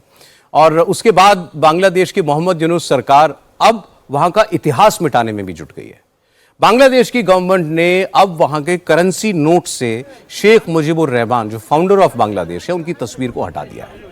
बांग्लादेश सरकार ने नया नोट जारी किया है, वो अब आ गया है सामने। ये पुराना नोट आपको दिखाई दे रहा है। अब इन नोटों पर से बंगबंधु नाम से मशहूर शेख मुजीबुर रहमान की तस्वीर अब नहीं है। शेख मुजीबुर रहमान को बांग्लादेश का संस्थापक कहा जाता है। उनके नेतृत्व में बांग्लादेश की मुक्ति वाहिनी आंदोलन चला था और बांग्लादेश को आज़ादी मिली थी। लेकिन जब से शेख हसीना का तख्ता पलट हुआ, तब से उनके और उनके परिवार से जुड़ी तमाम ऐतिहासिक निशानियों को मिटाया जा रहा है। पहले नोटों पर से शेख मुजीबुर रहमान की तस्वीर होती थी, अब वहाँ नई तस्वीरें, वहाँ की कुछ जो मेन आप कहिए ऐतिहासिक धरोहर वगैरह जो हैं, उन जगहों को वहाँ पर पारंपरिक स्थानों को जगह दे दी गई है। और बांग्लादेश के सेंट्रल बैंक का कहना है कि अब नोटों पर अब किसी व्यक्ति की तस्वीर नहीं होगी। बांग्लादेश में शेख हसीना के खिलाफ आंदोलन शुरू हुआ था, तब कई जगहों पर शेख मुजीबुर रहमान की मूर्तियों को भी तोड़ दिया गया था और अब नोटों पर से उनकी तस्वीर भी जो है गायब हो चुकी है। पुराना नोट और नया नोट वो आपको दिखाई दे रहा है। इन सब चीज़ों की बहुत वैल्यू होती है। अच्छा, शेख हसीना चूंकि शेख मुजीब की बेटी हैं तो जाहिर है कि वो चाहती होंगी कि अपने पिता की लेगेसी को मैं आगे बढ़ाऊं, लेकिन वहाँ की अब जो सरकार है उसको लगता है कि अगर नोट पर कोई तस्वीर रहती है किसी व्यक्ति की तो वो तो लगभग अमर है वो आदमी, क्योंकि हर व्यक्ति के हाथ में हमेशा उस व्यक्ति का चेहरा जो है उसको दिखाई देता रहेगा। तो वो लेगेसी पाकिस्तान अब बांग्लादेश जो है वो ख़त्म करना चाहता है। लेकिन ये समझ से परे है कि इसमें कोई शक नहीं है कि बांग्लादेश आज़ाद हुआ क्यों था या बांग्लादेश ने आज़ादी की लड़ाई लड़ी क्यों थी। शेख मुजीबुर रहमान, और वो माना जाता है पाकिस्तान के इतिहास का इकलौता इंडिपेंडेंट इलेक्शन, आज़ाद इलेक्शन जिसमें चोरी नहीं हुई थी वोटों की। बाकी तो सारे इनके इलेक्शन जो हैं वो रिग्ड थे। सेना हमेशा फ्रॉड कराती है, जैसे भी इमरान खान को किया, जेल में बंद किया, पार्टी को डिसबैंड किया और उसके बाद इलेक्शन कराया। वोट फिर भी इमरान खान की पार्टी को मिले, नए सिंबलों पर उनके लोग लड़ लिए या इंडिपेंडेंट लड़ लिए, फिर भी उनको हारा हुआ दिखा दिया गया। बांग्लादेश के अंदर जब वो इलेक्शन हुआ उस वक्त शेख मुजीबुर रहमान वो इलेक्शन जीत गए थे और वो प्रधानमंत्री बनते पूरे पाकिस्तान के, वेस्ट पाकिस्तान और ईस्ट पाकिस्तान मिला करके। लेकिन यहाँ जो कि पंजाबी डोमिनेटेड पाकिस्तान था, वेस्ट पाकिस्तान, उसको ये मंजूर नहीं था कि कोई बंगाली हमारा प्रधानमंत्री बन जाएगा। और इसलिए यहाँ की सेना ने और उस वक्त ये बिलावल भुट्टो के नाना ने, जुल्फिकार अली भुट्टो ने, इन्होंने कहा कि हम इस इलेक्शन को नहीं मानते, इस नतीजे को ही नहीं मानते, क्योंकि वजह यह थी कि आबादी वहां ज्यादा थी और 90% से ज्यादा वोट ईस्ट पाकिस्तान का शेख मुजीब को मिल गया था। इसीलिए ये सारी लड़ाई हुई, इसीलिए बांग्लादेश बना और अलग हुआ पाकिस्तान से। और वो लेगेसी बांग्लादेश मिटाना चाहता है तो ठीक, जैसी जिसकी बुद्धि। सर सौरभ, आपको आश्चर्य होगा कि बंगा बंधु बोलते हैं father of the nation Bangladesh के, और उनकी तस्वीर हटाना, और ये बांग्लादेश के अंदर अभी नहीं पहले भी ये करते आए हैं। बांग्लादेश नेशनलिस्ट पार्टी जब सरकार में थी उनका भी यही था कि बंगा बंधु का जो फोटो है हटा दिए जाए और नॉर्मल जो वहाँ के जो नॉर्मल लैंडस्केप्स हैं वो दिखाए जाए। ये बांग्लादेश के अंदर अपनी ही जो उनकी आइडेंटिटी है, जो उनका अस्तित्व हिस्ट्री है, उसी को मिटाना चाहते हैं। ये जमात का जो इन्फ्लुएंस है बांग्लादेश के अंदर, उस इन्फ्लुएंस के कारण ये आज नौबत आई है कि लगातार पाकिस्तान 1971 में लड़ाई हार गया, लेकिन अपने जो लोग हैं इसलिए आज तक वहाँ पर बिहारियों को कभी भी उन्होंने नागरिकता नहीं दी है। और यही नहीं, और अभी भी जब भी अवामी लीग आती है और बांग्लादेश नेशनलिस्ट पार्टी आती है, यूनुस जो है कहा जाता है कि एक नोबेल प्राइज़ विनर है, तो उनकी जो हरकतें हैं वो ज़रूर नोबेल नहीं हैं, और हरकतें जो है एक तरीके से हिडन एजेंडा और एक इस्लामियत जो थोपने की कोशिश कर रहे हैं स्टूडेंट्स बॉडीज़ के द्वारा, जमायत के द्वारा। ये साफ दर्शाता है कि आज बांग्लादेश में आइडेंटिटी क्राइसिस है। सर पूरी तरीके से, मतलब जिस आइडेंटिटी क्राइसिस का शिकार पाकिस्तान है उसी का शिकार बांग्लादेश भी होगा। जब आपको ये ना मालूम हो कि मेरा ओरिजिन क्या है। आपको एक मज़ेदार बात बताता हूँ, आपको हंसी आएगी। कल मैं कोई पढ़ रहा था एक आर्टिकल, उसमें ने लिखा था कि वो पाकिस्तान गए तो वहाँ जाकर के एक म्यूज़ियम में गए, तो म्यूज़ियम के अंदर एक नक्शा लगा हुआ था। और नक्शा क्या था, जो ब्रिटिश हमारे पार्टीशन से पहले जो पूरा मैप इंडिया का दिखाई देता था, जिसमें इधर पूरा अफगानिस्तान की बाउंड्री से लेकर उधर बर्मा तक और नीचे श्रीलंका तक, ऊपर कश्मीर तक, वो पूरा नक्शा जो आप देखते हैं वो, और उसके नीचे लिखा हुआ था अनडिवाइडेड पाकिस्तान। आप मतलब ये साइकी है, सोच। अरे तुम अगर अपने बच्चों को ये बता दोगे कि अनडिवाइडेड इंडिया हुआ करता था, उसका डिवीजन से इंडिया है गया और पाकिस्तान बन गया। सौरभ जो आप कह रहे हैं, आप बता रहे हो अनडिवाइडेड पाकिस्तान था कभी, सेम विद बांग्लादेश। बिल्कुल जो आप कह रहे हो, पाकिस्तान में एक अरेबिक आइडेंटिटी लेने की कोशिश की जा रही थी और वही पाकिस्तान आइडेंटिटी उर्दू की थोप रहा था बांग्लादेश में। उसके बरकरार जैसे आप कह रहे थे, बांग्लादेशियों ने विरोध किया कि हमें उर्दू नहीं चाहिए भाषा, हम पंजाबियों तो अब यहाँ पर जमाते इस्लामी वाले आ गए जिनको पाकिस्तान से बड़ा प्यार है और पाकिस्तान की सेना के ये मुखबिर हुआ करते थे। ये वो लोग हैं जिन्होंने शेख मुजीब की, शेख हसीना के पूरे परिवार को कत्ल कर दिया। एक शेख हसीना और एक शायद इनकी बहन, ये बचे थे उस पूरे कत्लेआम में। सोचिए, किसी देश का नेता, वो प्रधानमंत्री या राष्ट्रपति थे, पूरे खानदान को खत्म कर दिया था एक रात के अंदर। ये चूंकि विदेश में थी इसलिए ये बच गई, नहीं तो इनको भी उसी वक्त कत्ल कर दिया जाता जब इनकी उम्र शायद कुछ साल की होती होगी। तो वो बांग्लादेश, आपने सर बड़ा अच्छा कहा, उसी आइडेंटिटी क्राइसिस का शिकार हो गया। अब ये क्या बताएगा ये कहां से पैदा हुआ? अगर Sheikh Mujibur Rahman father of the nation नहीं है, या फादर आप ना मानो अपने नेशन का, अरे भाई वो लिबरेशन स्ट्रगल का हीरो है तुम्हारा, और अगर तुम उसकी आइडेंटिटी को मिटाना चाहते हो तो फिर तुम कहां से निकले? बिल्कुल सही कह रहे हैं जन साहब। सौरभ, ऐसा है कि पाकिस्तान, चलो मैं थोड़ा अलग लेता हूं, पाकिस्तान को अपनी हिस्ट्री और कल्चर का ही कोई प्रूफ नहीं है। उसकी सिविलाइजेशन कहाँ से जुड़ती है, कहाँ से पैदा होके आए, उनका डीएनए क्या है, तो वो आइडेंटिटी क्राइसिस में जी रहे हैं। और जहाँ तक अभी बांग्लादेश का सवाल है, मोहम्मद यूनुस एक अनइलेक्टेड आदमी है जिसको केयर टेकर की जिम्मेवारी दी गई, और जो पाकिस्तान का संविधान है उसमें ये लिखा गया है कोई भी केयर टेकर गवर्नमेंट 3 महीने के अंदर अंदर दोबारा इलेक्शन करा के इलेक्टेड गवर्नमेंट को लेके आएगी। तो अगर ये अभी जो पैराशूट होके आ गया, चाहे अमेरिका का डी स्टेट लेके आया या जमाते इस्लामी वाले आईएसआई की मदद से इसको लेके आए, या स्टूडेंट्स ने जो एक एजिटेशन चलाया, तो एक अनइलेक्टेड लीडर है, इसकी कोई लोकल स्टैंड ही नहीं है। तो जब तक कोई इलेक्टेड गवर्नमेंट बांग्लादेश के अंदर बन नहीं जाती है, तो कोई भी एक बड़ा फैसला उस देश के लिए लेना इनके हक में नहीं है, इनके पावर में भी नहीं है। वो कोई भी केयर टेकर गवर्नमेंट कोई स्ट्रेटेजिक डिसीजन नहीं ले सकती है, चाहे वो जो रखाइन कॉरिडोर की बात कर रहे थे और आर्मी चीफ जो वाकुर जमान ने बोला कि आप नहीं ले सकते हैं ये, जबकि इलेक्टेड गवर्नमेंट आएगी वही फैसला लेगी कि हमने बांग्लादेश के बारे में क्या करना है।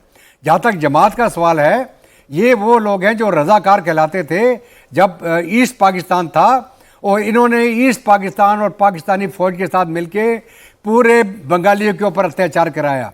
जितना लूट पाट मार जो ऑपरेशन टॉर्च लाइट के नाम से इन्होंने पाकिस्तान ने चलाया था, लाखों की तादाद में इन्होंने बंगालियों को मारा, हिंदुओं को मारा, औरतों के साथ बलात्कार किया। ये वो लोग हैं, और ये कई वो लोग भी हैं जो यहाँ पर नाजायज औलाद पैदा हुई किसकी, पाकिस्तान फौज की, वो सारे आज के दिन में जमात के अंदर हैं। तो कहने का मतलब ये है कि बांग्लादेश के अंदर जब तक इलेक्शन नहीं हो जाते, जब तक कोई इलेक्टेड गवर्नमेंट नहीं आ जाती, बांग्लादेश का फ्यूचर डिसाइड नहीं हो सकता है। केयर टेकर गवर्नमेंट को जल्दी से जल्दी इलेक्शन करना चाहिए, और वही पाकिस्तान का चीफ बोल रहे हैं।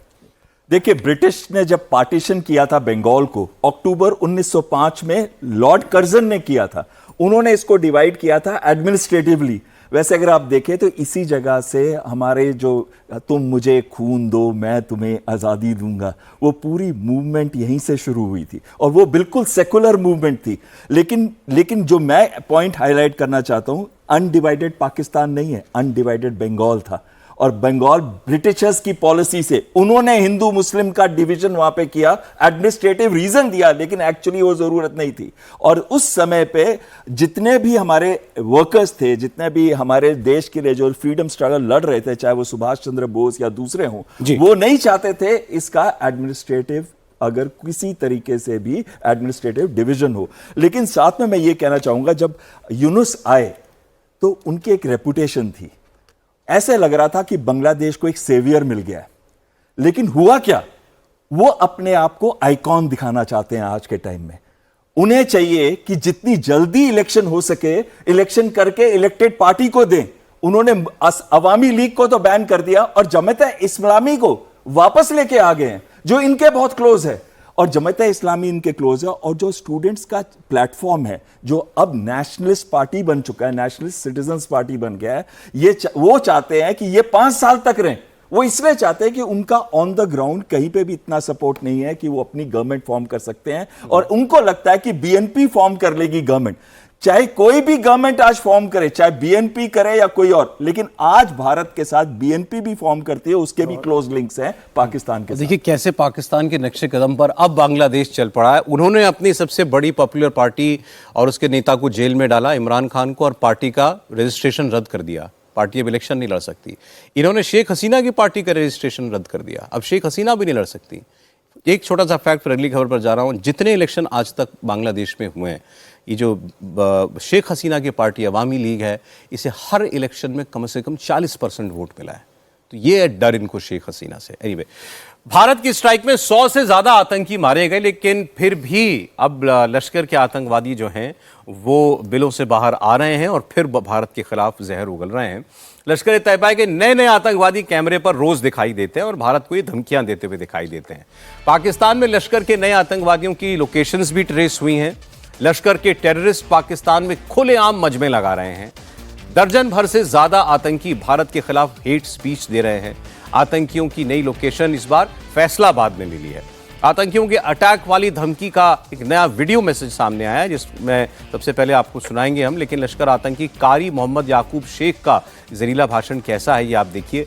वो ग्लोबल आतंकी हाफिज सईद का कितना करीबी है वो इन तस्वीरों से ही आपको क्लियर हो जाएगा। कारी मोहम्मद याकूब शेख हाफिज सईद के साथ घूमता नजर आता है। पाकिस्तान की पॉलिटिक्स में पैर जमाने के लिए प्रेस कॉन्फ्रेंस करता है। प्रेस कॉन्फ्रेंस के दौरान उसके पीछे हाफिज सईद की ही तस्वीर होती है। तीसरी तस्वीर में कारी शेख आतंकवादी आमिर हमजा के साथ नजर आता है। कारी शेख आमिर हमजा का भी बहुत करीबी समझा जाता है। मोदी तू कहता है ये सिलसिला बंद करो, जिहाद क़यामत तक जारी रहेगा। हिंदुस्तान तेरा इलाज, इसके अलावा और कोई नहीं। तेरा वतन वतन अजीज पाकिस्तान हिंदुस्तान के तकब्बुर और गुरूर को, उनकी रऊनत को मिटाने के लिए बनाया गया है। ये एटम बम और हमारी मिसाइल टेक्नोलॉजी और हमारे मिसाइलों की रेंज, ये हिंदुस्तान का चप्पा चप्पा माप के बनाई गई है कि आने वाले वक्त में हमारा ये असली दुश्मन, हमारा ये नजरियाती दुश्मन, कल को जरूरत पड़ेगी इसको नाकों चने चबवाने की, तो हमारा ये मिसाइल टेक्नोलॉजी इंशाअल्लाह काम आएगी। कह रहा हमारी मिसाइलें जो है नाकों चने चबवा देंगे। मिसाइलें तो देख ली तुम्हारी सारी, है बहुत कितनी देखनी है मेरे ख्याल से, जितनी बचर सब तो चलाई डाली उन्होंने, कोई छोड़ी तो थी नहीं उसमें।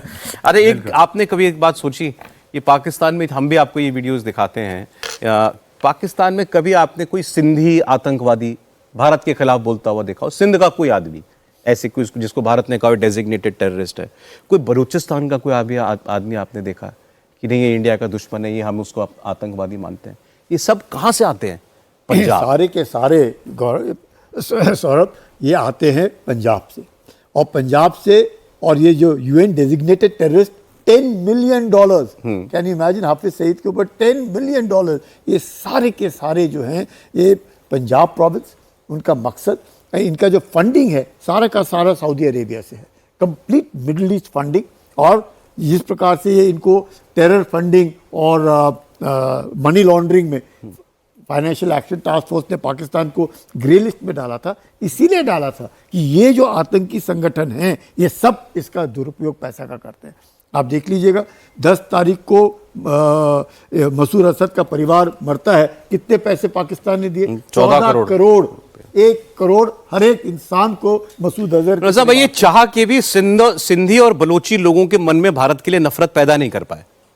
वहाँ पे मुश्किल है, क्योंकि वहाँ पे दो एक हैं। एक तो सिंधियों का जो लगाव है, चाहे जुल्फिकार अली भुट्टो के जो पिताजी थे वो जरूर जूनागढ़ के एक प्रधानमंत्री रहे उस वक़्त, और जब वो चले गए, लेकिन मुहाजिर जो हैं, मुहाजिर और सिंधी भी आप देखेंगे, जब श्री एल के अडवाणी जी भी गए थे और जब भी बेनज़ीर भी बात करती थी वो सिंधी में बात करते थे। तो एक जो प्यार और मोहब्बत सिंधियों का भारत के साथ लगाव है, आज भी यही कारण है कि कराची कैपिटल छोड़ करके कहा गया पाकिस्तान इस्लामाबाद, क्योंकि कराची और बम्बई जो है वो हमेशा नज़दीकी माना जाता था और वो कैपिटल को उन्होंने अलग किया, इस्लामाबाद लेकर के गए, क्योंकि पाकिस्तान हमेशा सोचता था कि कराची के अंदर आज भी बहुत सारी ऐसी तादाद लोग हैं जिनका झुकाव भारत के साथ है।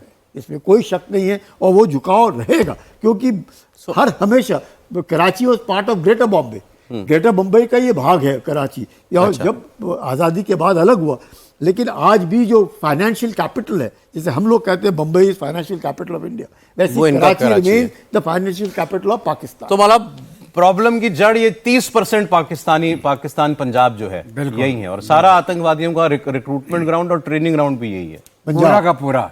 लगातार जब भी पाकिस्तान के यहाँ से कोई भी हमला हुआ वो पंजाबी मुसलमान, और उस समय उसने कोई मदद ली थी जो नॉर्थ वेस्ट फ्रंटियर प्रोविंस के लोगों को लाए थे, ये जो खैबर पख्तूनख्वा का इलाका है वहां से होता है बहुत कम इनके मुकाबले बहुत कम उनको सिर्फ किस क्या इन्होंने लालच दिया था कि हम पहले बोला हम पैसा देंगे, जब ये पैसा नहीं दे पाए तो उन्हें बोला कि आप लूटपाट कर लो।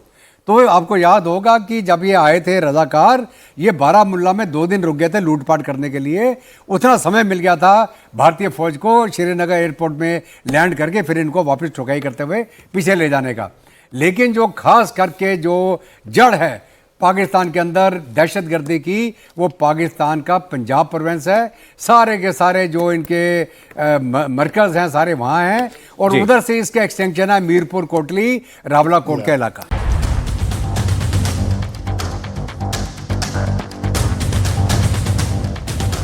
वेलकम बैक, आप देख रहे हैं वॉर रूम। मैं हूं सौरभ आपके साथ, और lieutenant general Sanjay Kulkarni, major general V K Datta, air commodore as बैल हमारे साथ हैं। अब आपको एक बड़ी सनसनीखेज खबर देते हैं। अमेरिका की खुफिया एजेंसी FBI ने चीन के 2 नागरिकों को गिरफ्तार किया है, जिसमें एक 33 साल की युनकिंग जियन नाम की महिला है और 34 साल का जुन योंग लिू है। ये बताया जाता है गर्लफ्रेंड बॉयफ्रेंड है।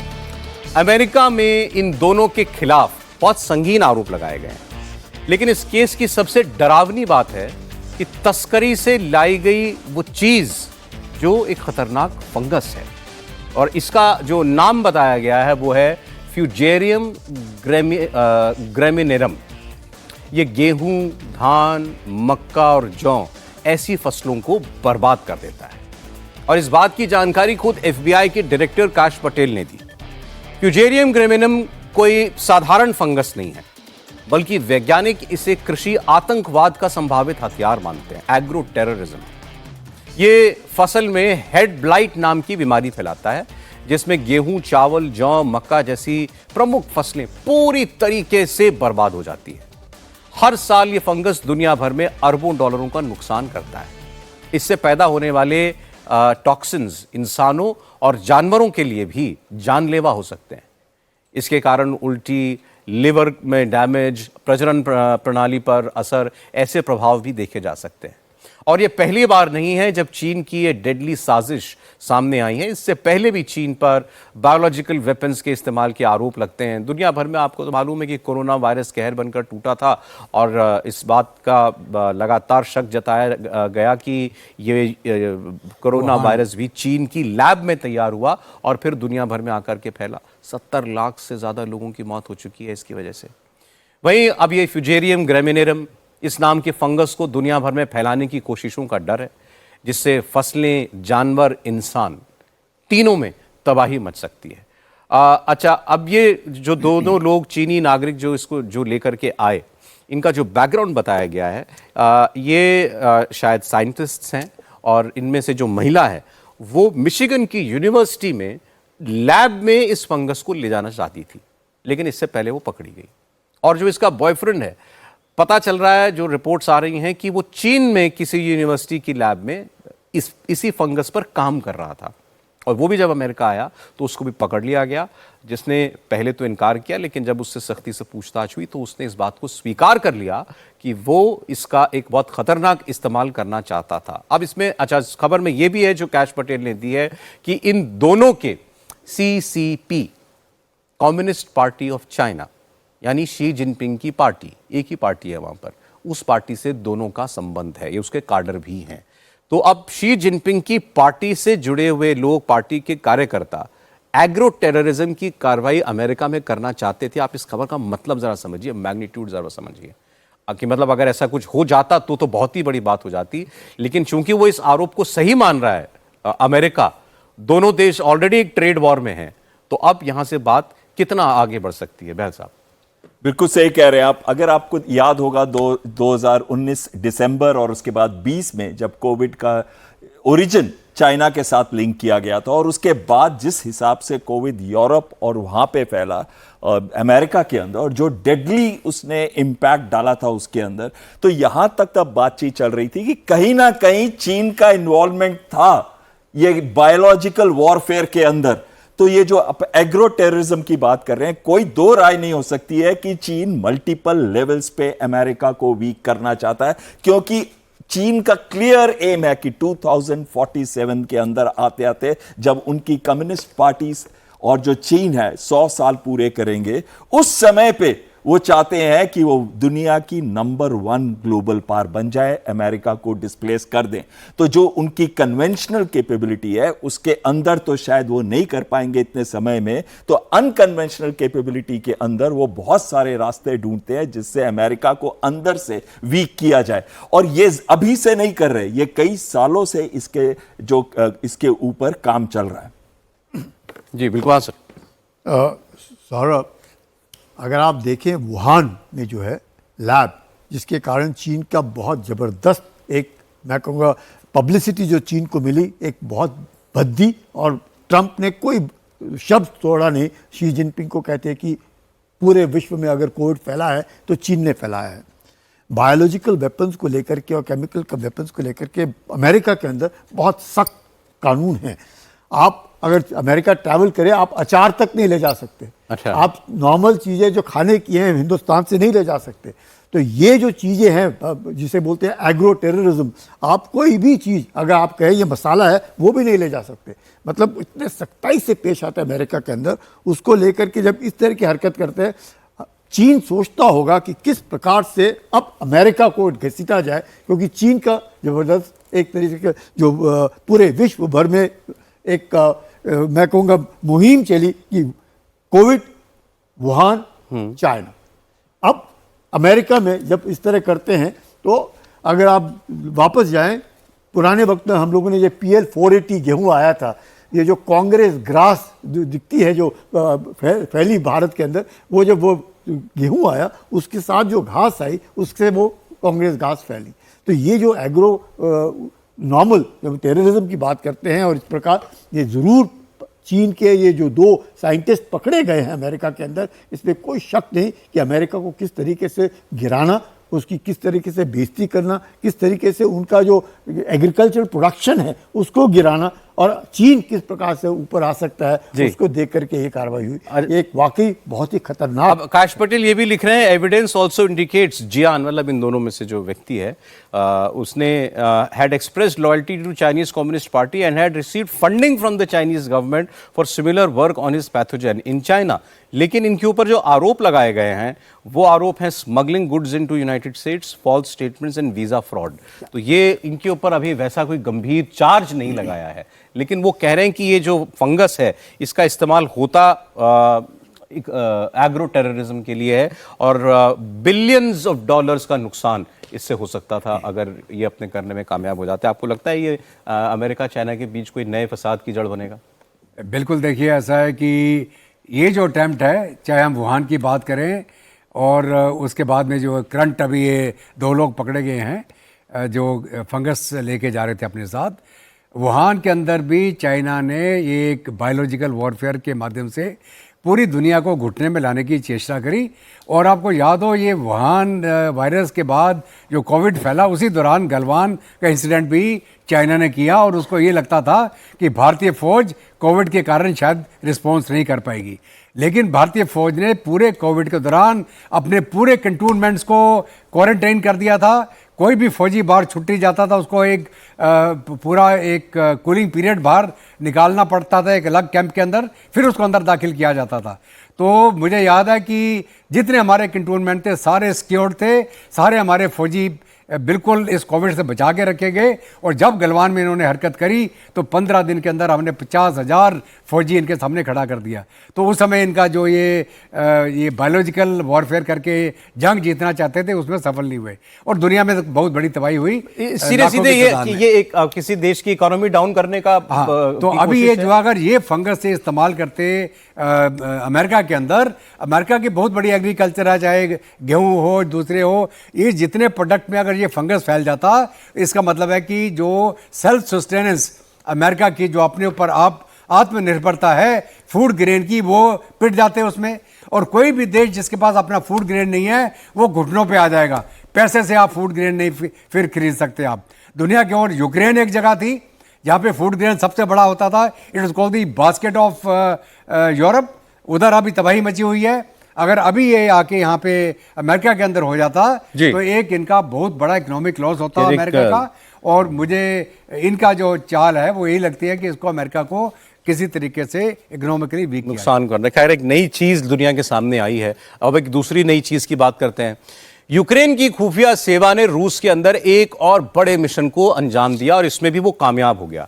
इस बार यूक्रेन ने हवाई ड्रोन नहीं बल्कि पानी के ड्रोन को इस्तेमाल किया और एक बड़ा धमाका, एक बड़ा विस्फोट किया। ये आप देखिए, बताया जा रहा है 1 टन विस्फोटक ले जाने वाले इस अंडर वाटर ड्रोन ने क्रिमिया ब्रिज पर हमला किया। जो तस्वीरें आपके सामने हैं उसमें यूक्रेनी खुफिया सेवा के सदस्य पानी के नीचे के एक ड्रोन को तैयार करते हुए भी नजर आ रहे हैं। रूस ने भी यूक्रेन के इस हमले की पुष्टि कर दी है। माना जा रहा है कि यह अटैक रूसी सेना की रसद लाइनों को काटने की रणनीति का हिस्सा है। दरअसल ये क्रिमिया ये भी यूक्रेन का हिस्सा हुआ करता था। 2013 में क्रिमिया पर रूस ने कब्जा कर लिया, तब से ये रूसी कब्जे में है। लेकिन मेनलैंड रूस से जोड़ने के लिए क्रिमिया और उसके बीच में यही पुल है और इसी पुल को धमाके से उड़ाने की कोशिश की है। ये जो दूसरी तस्वीरें आप देख रहे थे, एक छोटी सी पनडुब्बी की शेप की, जो उसी को हम कह रहे हैं, ये जैसे आप देख रहे हैं ये अंडर वाटर ड्रोन, इसी को जो है वो माना जा रहा है। अभी बाकी और बात करेंगे तो पता चलेंगे, इसके अपने प्रोपेलर्स होंगे, सब कुछ होगा, वो मैं आपको बताता हूं। लेकिन जो जानकारी है रॉयटर्स की रिपोर्ट के मुताबिक यूक्रेन की सुरक्षा सेवा यानी SBU ने कहा है कि उसने पानी के अंदर 1100 किलोग्राम विस्फोटक रखा था जिससे पुल के पिलर्स डैमेज हो गए। चाहता तो ये था कि पूरा पुल ही गिर जाए। हमला सुबह लगभग 4:45 बजे हुआ और यूक्रेन ने विस्फोट का वीडियो भी जारी किया। युद्ध शुरू होने के बाद से इस पुल के ऊपर यह यूक्रेन का तीसरा हमला है और फिलहाल इसके ऊपर ट्रैफिक वगैरह पूरी तरीके से रोक दिया गया। सर, हम तो ड्रोन सोचते थे सिर्फ उड़ने वाला होता है और ना केवल ड्रोन पानी के अंदर होता है, ड्रोन के 2 फंक्शंस भी हैं, यानी कि पानी के अंदर होते हुए भी वो सी विंग ग्लाइडर की तरह रोल करके हवा में भी उड़ जाते हैं। और ये चीनी इस्तेमाल कर रहे हैं 2019 से, इनको सी विंग ग्लाइडर बोलते हैं। तो जो अंडर वाटर ड्रोन का इस्तेमाल इसके अंदर हुआ है, उसके अंदर तो बहुत क्लियर है कि ये वो सी विंग ग्लाइडर तो नहीं थे, ये अंडर वाटर जाने वाले अनमैन्ड ड्रोन्स थे जिनमें एक्सप्लोजिव्स भरे गए 1100 kg के, और उन्होंने जाके जो पिलर्स हैं उसके ऊपर अटैक किया। अभी अगर आप देखें, अभी तक तो इनको ड्रोन से बचाया जा रहा था। अब अंडर वाटर में नॉर्मली आप सबमरीन्स को सोचते हैं, अब अंडर वाटर ड्रोन्स, लेकिन अंडर वाटर ड्रोन्स ज्यादा इजीली पकड़े जा सकते हैं क्योंकि वो पानी की सतह से ज्यादा नीचे उड़ते नहीं, ज्यादा नीचे चलते नहीं है। तो लेकिन इसमें क्यों नहीं देख पाए? क्योंकि वो उस तरीके का अटैक सोच नहीं रहे थे, यानी कि उन्होंने अपने डिफेंसेस को उस तरीके से प्रिपेयर नहीं किया था। इसमें 2 चीजें मैं और बोलना चाहूंगा कि जो ये ड्रोन्स है, इसका इस्तेमाल, जो अंडर वाटर ड्रोन्स है, इसका इस्तेमाल किया जाता है नेवल इंटेलिजेंस के लिए, ओशोनोग्राफी के लिए, और नेवल वेसल्स जो चल रही हैं दुश्मन की उसको मॉनिटर करने के लिए, या फिर नेवल शिप्स पे अटैक करने के लिए जबकि जब भी युद्ध होता है। इसका तो ब्रिज जो ये 2018 में बना था, इसको थोड़ी देर के लिए ऑपरेशन इसका बंद हो गया, लेकिन कुछ ही घंटों में शुरू भी हो जाएगा। तो ये कॉमनली यूज होते हैं अंडर वाटर ड्रोन्स सेनाओं में? कॉमनली नहीं है, ये बहुत एडवांस कंट्रीज जिन्होंने ये ड्रोन्स पे काफी काम किया है वो इस्तेमाल कर रहे हैं, और भारत भी कर रहा है। भारत हमारे पास अंडर वाटर ड्रोन बना रहा है, अंडर वाटर ड्रोन बना रहा है। ये डिटेक्ट कैसे होते हैं?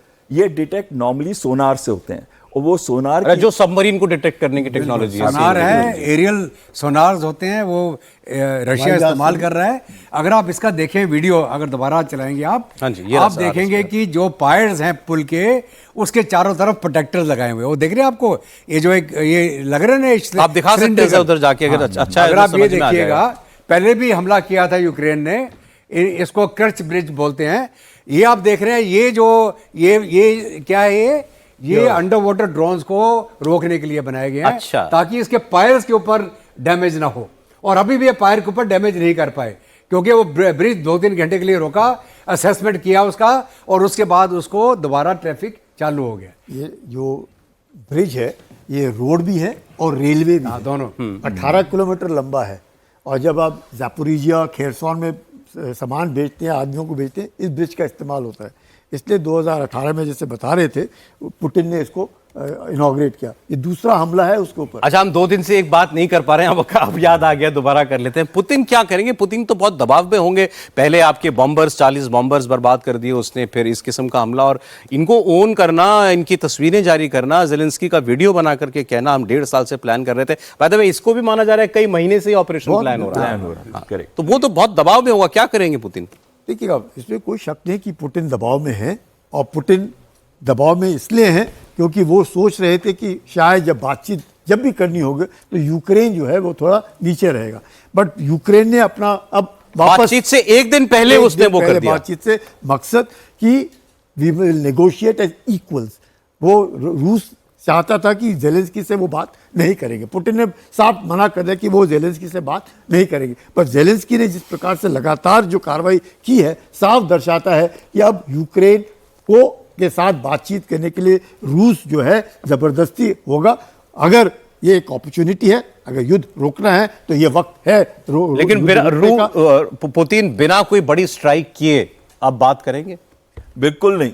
अभी पुतिन, अगर आप देखिए, पहली जो मीटिंग हुई थी 1 घंटा 20 मिनट की हुई, उसके बाद जब ट्रंप ने बात की वो 2 घंटे की फोन पे, फोन पे, और उसके बाद अब ये 1 घंटे की थी। इसका मतलब बहुत क्लियर माइंड मेड अप था कि ये मेरी कंडीशंस है, जो हम काफी बार डिस्कस कर चुके हैं, जिसमें सबसे अहम जो 4 रीजन्स पे रशिया पूरा कंट्रोल चाहता है, जो कि आप भी जानते हैं, लुहांस्क, डोनेस्क, ज़ापोरिजिया और खेरसों।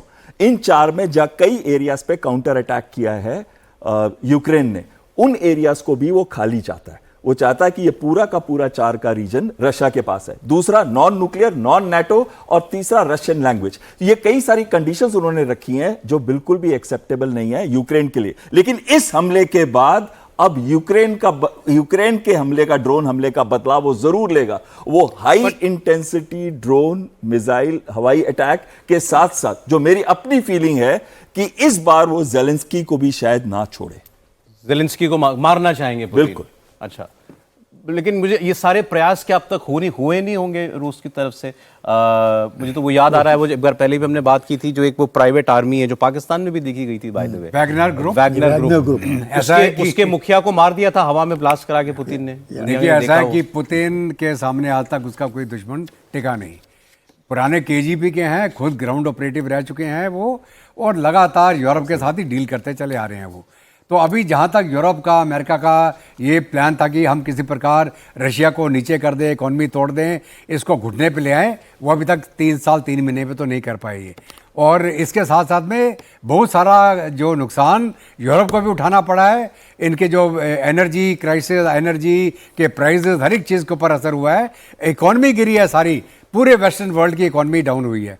तो अभी जहाँ तक ज़ेलेंस्की का सवाल है, ये अगर आपको याद हो, थोड़े दिन पहले ज़ेलेंस्की ने ट्राई किया था, जब कुर्स्क जा रहा था पुतिन, उसके ऊपर स्वैम ड्रोन अटैक करा था उसके हेलीकॉप्टर के ऊपर। उसके आवाज में भी बहुत बड़ा एक काउंटर अटैक किया गया था रशिया द्वारा यूक्रेन के ऊपर।